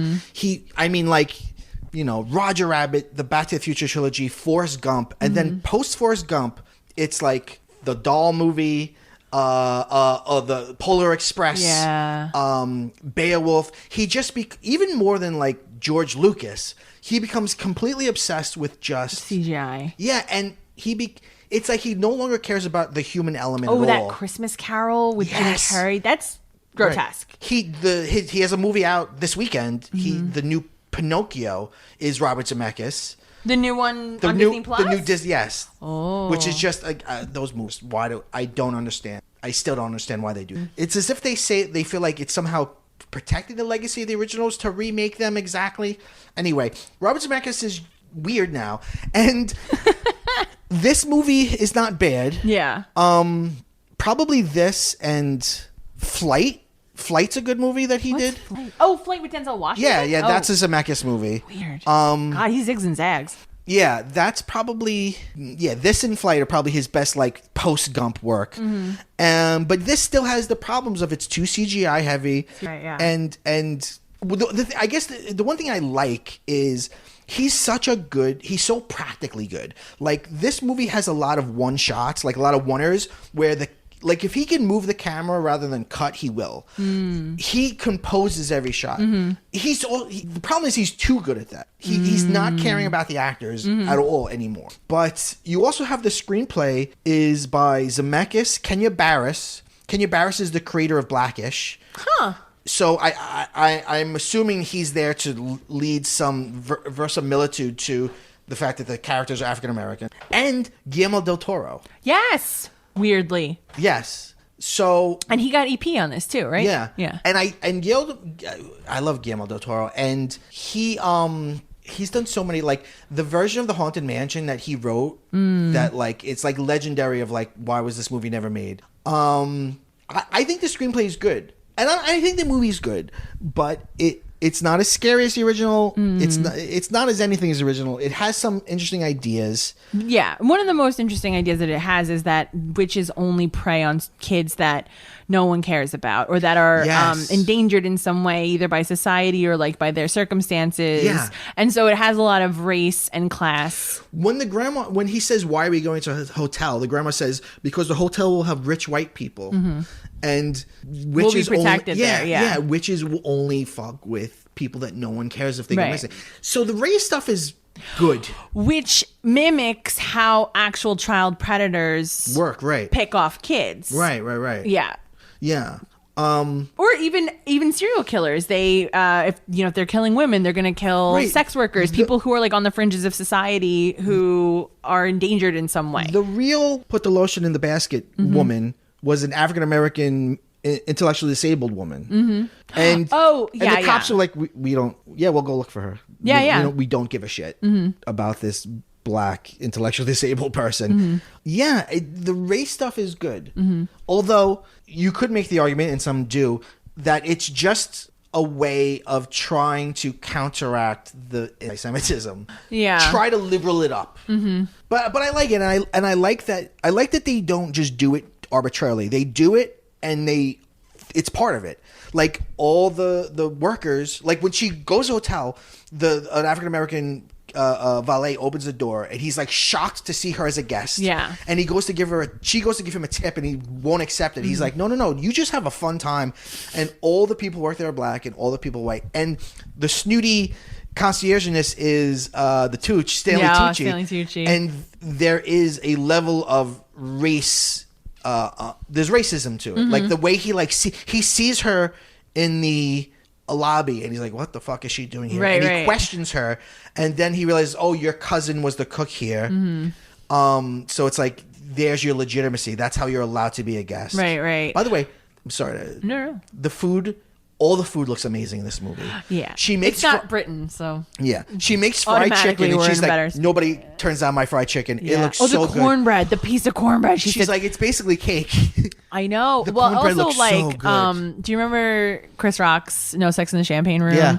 He has the line, he's like, cornbread, ain't nothing wrong with that. And he's the narrator, so I was like, oh, there ain't nothing wrong with that cornbread. Yeah. How do you feel he did as the narrator? He did okay. His voice is abrasive. Too much. It's an aggressive voice. Bring it down. I love Chris Rock, but me too. It's it's too much. I'm just imagining him doing his stand up while he's narrating the film. He's like, witches, they're real. Like, it's too much. Yeah, it's he's yelling at me, and I'm like, guys, I'm so sorry. Bring it down a little bit. I was like, keep quiet. The witch is going to hear you. Yeah. Be careful. And also, it's just like the cutest little boy who seems so like soft spoken. And I'm like, how did you become this unhinged lunatic as an adult? Yeah. I love the way it looks though, because the original film is so cold, and this one is like the South, and it's so warm. It's so golden. Everything's so like. Yeah, they're in. I feel like when they go away, it seems like they're on. Like the bayou or something, or like there's like a lot of Creole crab and beaches, and I'm just like, is this the Gulf? Like, where are they? It's called the Grand Orleans and Imperial Island Hotel. So it seems like a Louisiana location or something. I didn't notice this until I read it, but I read a review that was like, it's clearly an old plantation. Which I didn't. I wasn't smart enough to catch the first time I watched it. So again, there's I would never all think that's of a baked plantation into it. meaning beachfront. But again, unless you're like on Gulf Shores, there's not a lot of beachfront in the South. Right. Unless you're in like in Florida or like Gulf Shores in Alabama. Yeah. So it could be Alabama, but I don't know. Like Louisiana, I don't think of it as beaches. Yeah. I don't know. But because it's like Riverside, and it's the '60s too, so it's you're not getting a lot of that Jim Crow era stuff happening. Although it's there. Yeah, absolutely. They're way too civil, I think, but also because it's a movie like primarily targeted as children, they don't want to like show you the real shit of reality and what's happening. Yeah. But there's some things like, for instance, where they're like, please give her our best table. And like, he's like, here you are, ma'am, our finest table. She's like, yeah, I'm sure your finest table is right next to the kitchen door. Yeah. She's like, I love to have an exit because I like to get up and leave right when I eat. She's so good in it. She's great. She is great. And she's Octavia Spencer. Yeah. Her grandma's very different. Very different. but also good. But great. Yeah, very good. You know, she's she's holding the movie together too. Mm-hmm. She's got like that sweet face. Mm-hmm. So she's like, you know, I don't know. She's good at everything. She's great in Ma. She's the only one that knows it's a comedy. She's great in 30 Rock. She's fantastic, and she's so good with the kid when she's like the kid won't talk and she starts dancing to like bring him out of it and like, you know, they're like having fun. Mm-hmm. And like the way she talks about witches is like, and again, I'm a white cisgendered straight guy, so I don't know about anyone else's life but my own. But just from being alive in the world, like it seems that the way she talks about witches is the way some African American caregivers talk about the world at large to their African American children of be careful out there because people are watching you. Mm-hmm. People might mistreat you. You can't trust people just because they're an authority. Mm-hmm. So there's some of that to it too. I mean, look, there's the witches definitely are that element of it. There's like one black witch. There's right? one black They're witch. mostly she's the snake witch. Yes. Right. Yeah. Mm-hmm. Who they meet in like she was not very effective. She's in like a hardware store. Yeah. It's like a hardware general store or whatever. But you see her outside the house as well. Yeah. Like, which is kind of funny because she goes curses and like then the grandmother starts coughing, but it's like she seems very upset by the idea that a child is living in this house where it's like, don't you know kids live in houses? Like they live all over the world. They fucking hate kids. You can't just hate them. So now she's saying like once a witch comes into your life, you know, there's, and then she stops short and she's like, what am I saying? Like, you just told me you saw a witch in the store the other day. Like, there must be a witch stalking us. We got to That's so interesting. They're almost like vampires. Yeah. For sure. In this one, anyway. Like, they're stalking the family. Right. Once a witch comes into your life, right. And Anne Hathaway remembers seeing her as a kid. Yeah. Like, because she comes up to her and she's like, pigtails. You had pigtails. Yeah. Like, she remembers everything. Mm-hmm. Yeah, it's and she's menacing and she's scary. Like when the kid's inside the fucking vent and she rips it off. Like that's pretty good jump scare. That's a scary shot. But in general, I guess she fits the tone of this movie. It's not as no. She's cute. She's got a cute face, and I think the mouth makes her scary. Mm-hmm. But in general, she's innocent looking in a way. I don't know. I mean, it fits with the disguise, right? Because the Grand High Witch, in addition to being small, is also known and beloved by her community where she lives because she gives to all these charities, and she's just like a young. I don't know if she's like a duchess or she's supposed to be known as a duchess where she lives, but she's just like kind of like adjacent to royalty, and she loves children. Right. Which must be such a task for her because she's just constantly smelling dog shit all day long. I know, poor woman. And in this movie they say dog poop. Dog poop. They don't say droppings. They say poop. What I love the scene where their grandma and Hero Boy are in bed at the hotel, and you see as she's describing some witches, you see the reflection or the shadow of rain in the window on the wall, and it turns into the things that she's describing. There's a lot of animation kind of stuff happening. Yeah. Supposedly, maybe this is before Robert Zemeckis was involved. Guillermo del Toro wanted this to be stop motion, like Coraline. Okay.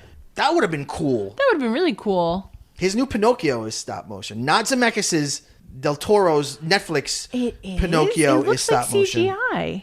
Well, is it smoothed out stop motion like Corpse Bride? Or it's just meant CGI meant to look like stop motion. Yeah. I say it more as a genre than an actual mode of making it. No, I mean that's fair. Because Henry Selick is the director of Nightmare Before Christmas because Tim Burton couldn't direct stop motion because he just didn't know how. Right.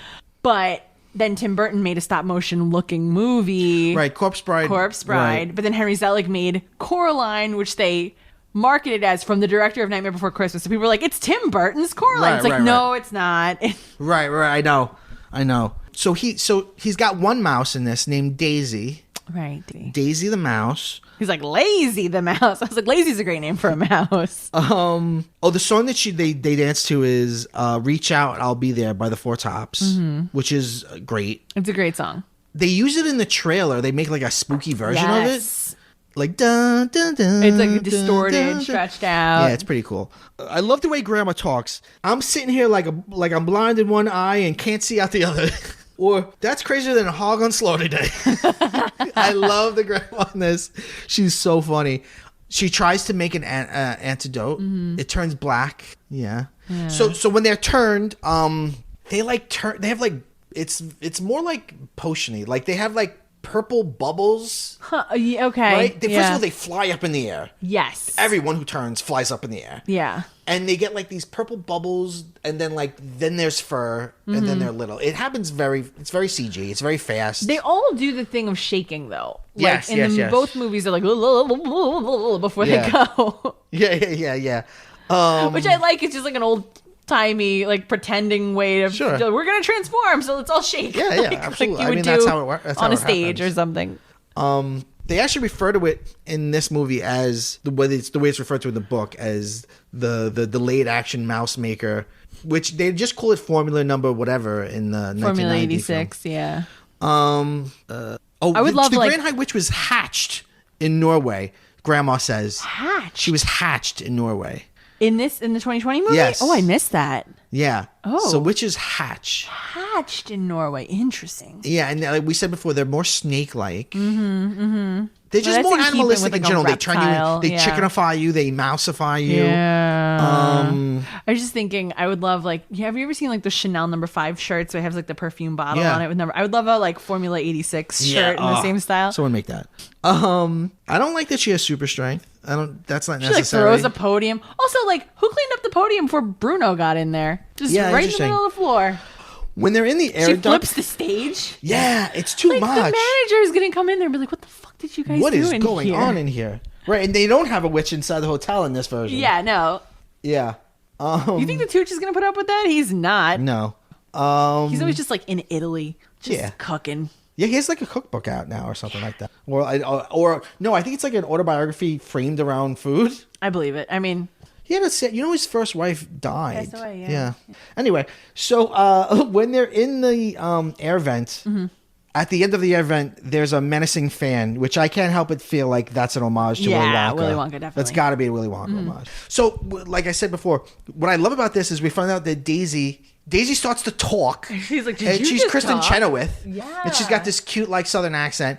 And she was a little girl who was turned into a mouse. And Grandma even says, like, why didn't you say something? Yeah. And she's like, I almost said something when you were telling the story, but like it's just she's cute. It's cute. And she's spunky. I love her attitude. Like, she like runs out to save the Bruno. Yeah, she's like, come on, let's she's get like, him. I ain't afraid of nothing. Like, I love her. She's great. And they're like three little mouse friends. I know. It's so cute. Well, so one thing is like she rounds out the group nicely. And then the other thing is she's another child who doesn't have anyone to watch out for her. So she is in this precarious position and she's someone who could be preyed upon.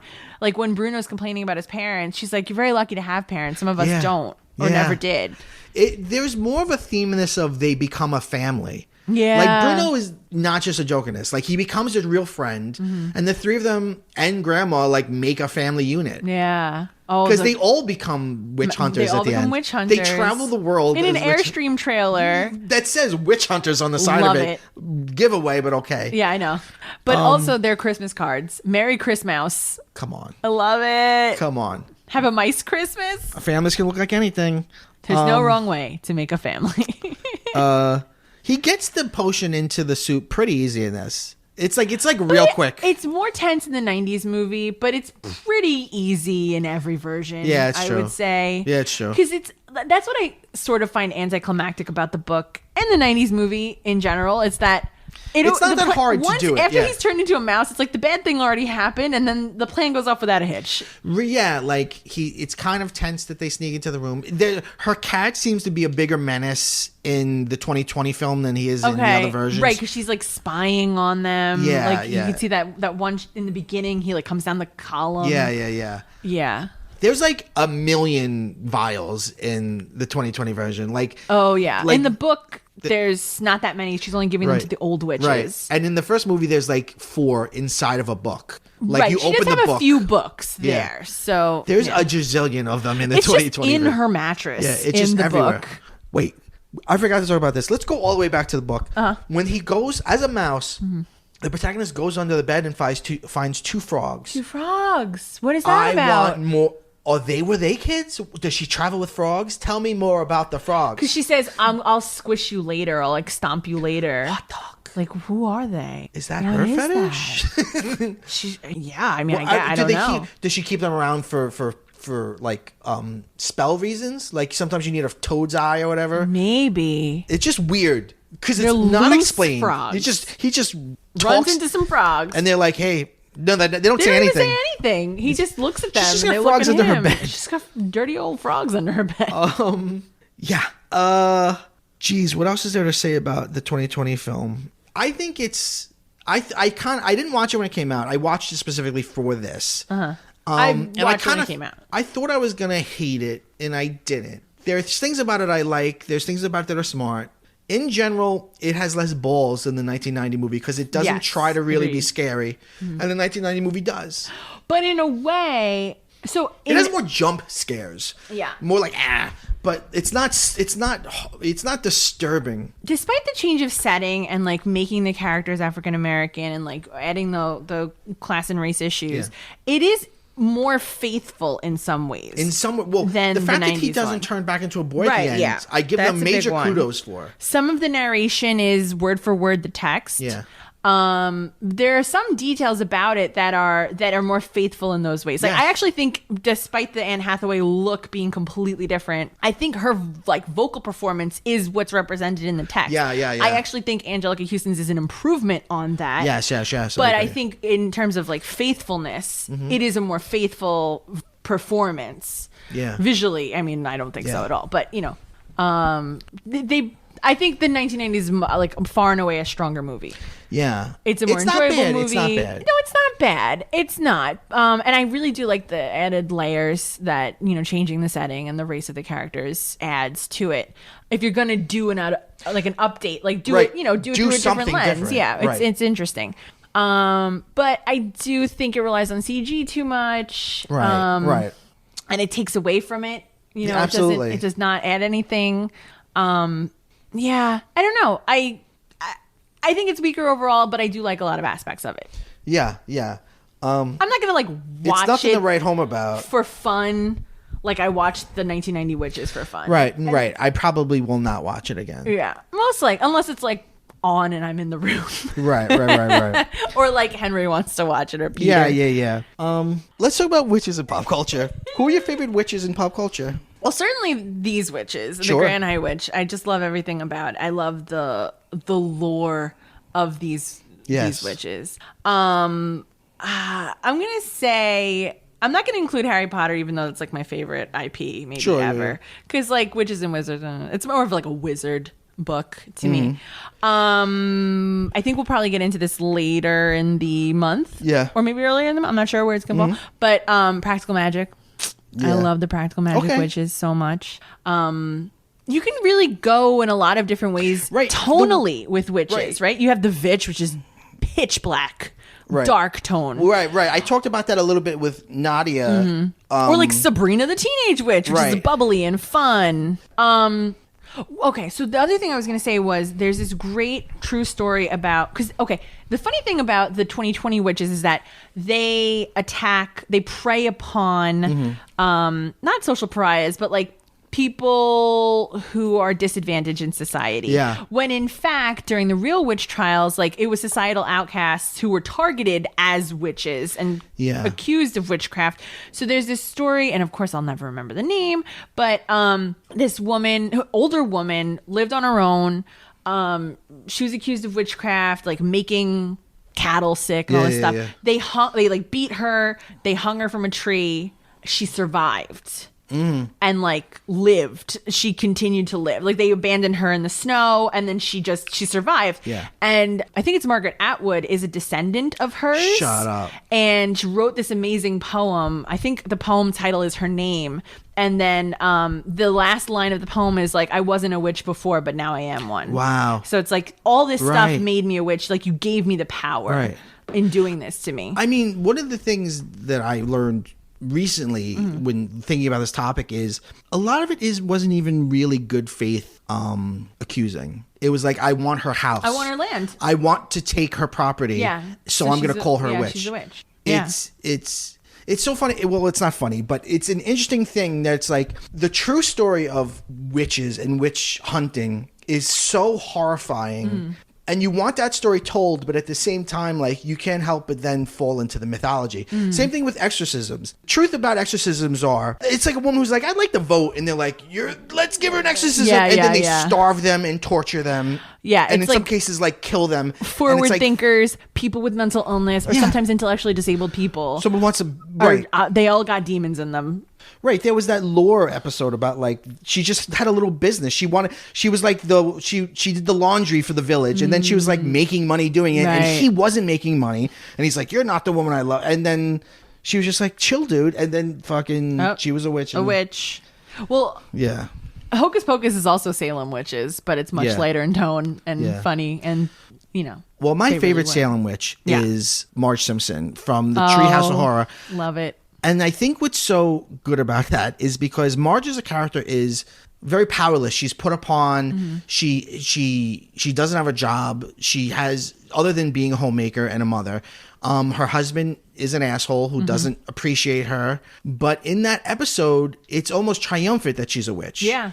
And she's like, fuck it, I'm a witch. And like, you know, we talked before about in previous Halloweens about Treehouse of Horror. It's one of my favorite Treehouse of Horror stories. It also has one of my favorite jokes where they give them the gingerbread kids, and she's like, if I wasn't so full over eating all those kids. Real kids, yeah. I want to say one weird witch that I really like is Bedknobs and Broomsticks. You know, I don't think I've ever actually seen that. Angela Lansbury stars as a witch. Sure. The guy from Mary Poppins, Mr. Banks, is like the co-star, and she lives in the countryside during World War II in England. She's taking in like, you know, like in Narnia, like they have like the kids shipped out of London to the countryside so they don't get stuck in the bombings. She takes in these kids. She's really brusque, sort of businessy, and she's a spinster. She's a single by choice, childless by choice. She's probably 26 when she made the movie. Yeah, right. I actually checked on her age because she looks old, but she's probably 30, and she wasn't. She was up there. She's getting up there. You know, she was. I would say late 40s or so. Kicking, right? Oh yeah, she's she outlasted the Queen. If we're gonna stop. The Queen was not witches. She was a werewolf, as we know from Doctor Who. Oh my God. The whole royal bloodline were werewolves. They're werewolves. She's taking a magic by correspondence course. So she receives her courses in the mail, and she goes to London with the kids to find Mr. Banks, so I'm going to call him, because he's got to provide her last lesson. And then she finds out the whole thing was a scam. He's like a scam artist. He was just selling these courses. He sells like 1 million courses. I realize I know nothing about this movie. And he's absolutely shocked that she can do real magic. So he's like, you're the only real witch I've ever met. Like, wow. So it's like it's very fun. I loved it as a kid. I watched it recently. It doesn't really hold up, but it's an interesting take on witches and witchcraft. It's just like, and ultimately she leads a victory against the Nazis. I need to watch this movie. Holy shit. Take that, Roald Dahl. Mother ever. I always confuse it with Mary Poppins, and now I know why. But Mary Poppins is a little bit of a witch. She's a little bit of a witch. Or a Time Lord. Bigger on the inside. It's so interesting that because it's gendered, it's of course also like sexualized. Right. Witches are sexy. They're old, so therefore they're not fertile anymore. So they serve no function in the world because you don't want to fuck them, and they can't make children. But then like look at Glinda in Wizard of Oz. She's the good one, so she's pretty. She's pretty. And she has pretty dress. Like it's just ultimate shade. She asks Dorothy, "Are you a good witch or a bad witch?" Like, what the fuck? Only do I look bad like? Witches are ugly, she says. Yeah. A moment earlier, she just told her like a bad witch is ugly. So I ask you, "Are you a good witch or a bad witch?" Because you're pretty ugly. You look a little busted. Not nice, Glinda. Yeah. Yeah. Well, yeah. So then there's this also like the Celtic goddesses thing of like Mother, Maiden, and Crone, which you kind of see in Hocus Pocus. Like the three sisters sort of embody that, like the maiden, and you know. Yeah, that's true. There's like a desirable witch, an old witch, and then there's like just a mom. Mom witch. Yes. Right, and the desirable one is like a siren, like she sings that song. Yeah. Like she beguiles and entices, and the older one is, of course, repulsive and disgusting. Right. Well, I think we did it. we might have done it. This might be the longest. Oh Lord. We always say that. Well, this has been keep breaking our own records. This has been PCMC. I'm Mike Bongiorno. I'm joined by the Wicked Witch of the podcast, the Grand Dame of PCMC, Janine Gagliardi. Janine, thank you so much for being here. Thank you so much for having me. Have and a spooky time. We didn't talk about how quotable the 90s movie is, so I'm going to say... You want to do another 2.5 hours? Witches work only with magic. Her line deliveries are so wild. Some of the choices she makes as an actress are like... like when... Oh, no, okay, I can't. We got to end this. All right. We end the episode by saying... Witches work only with magic. Go bye-bye.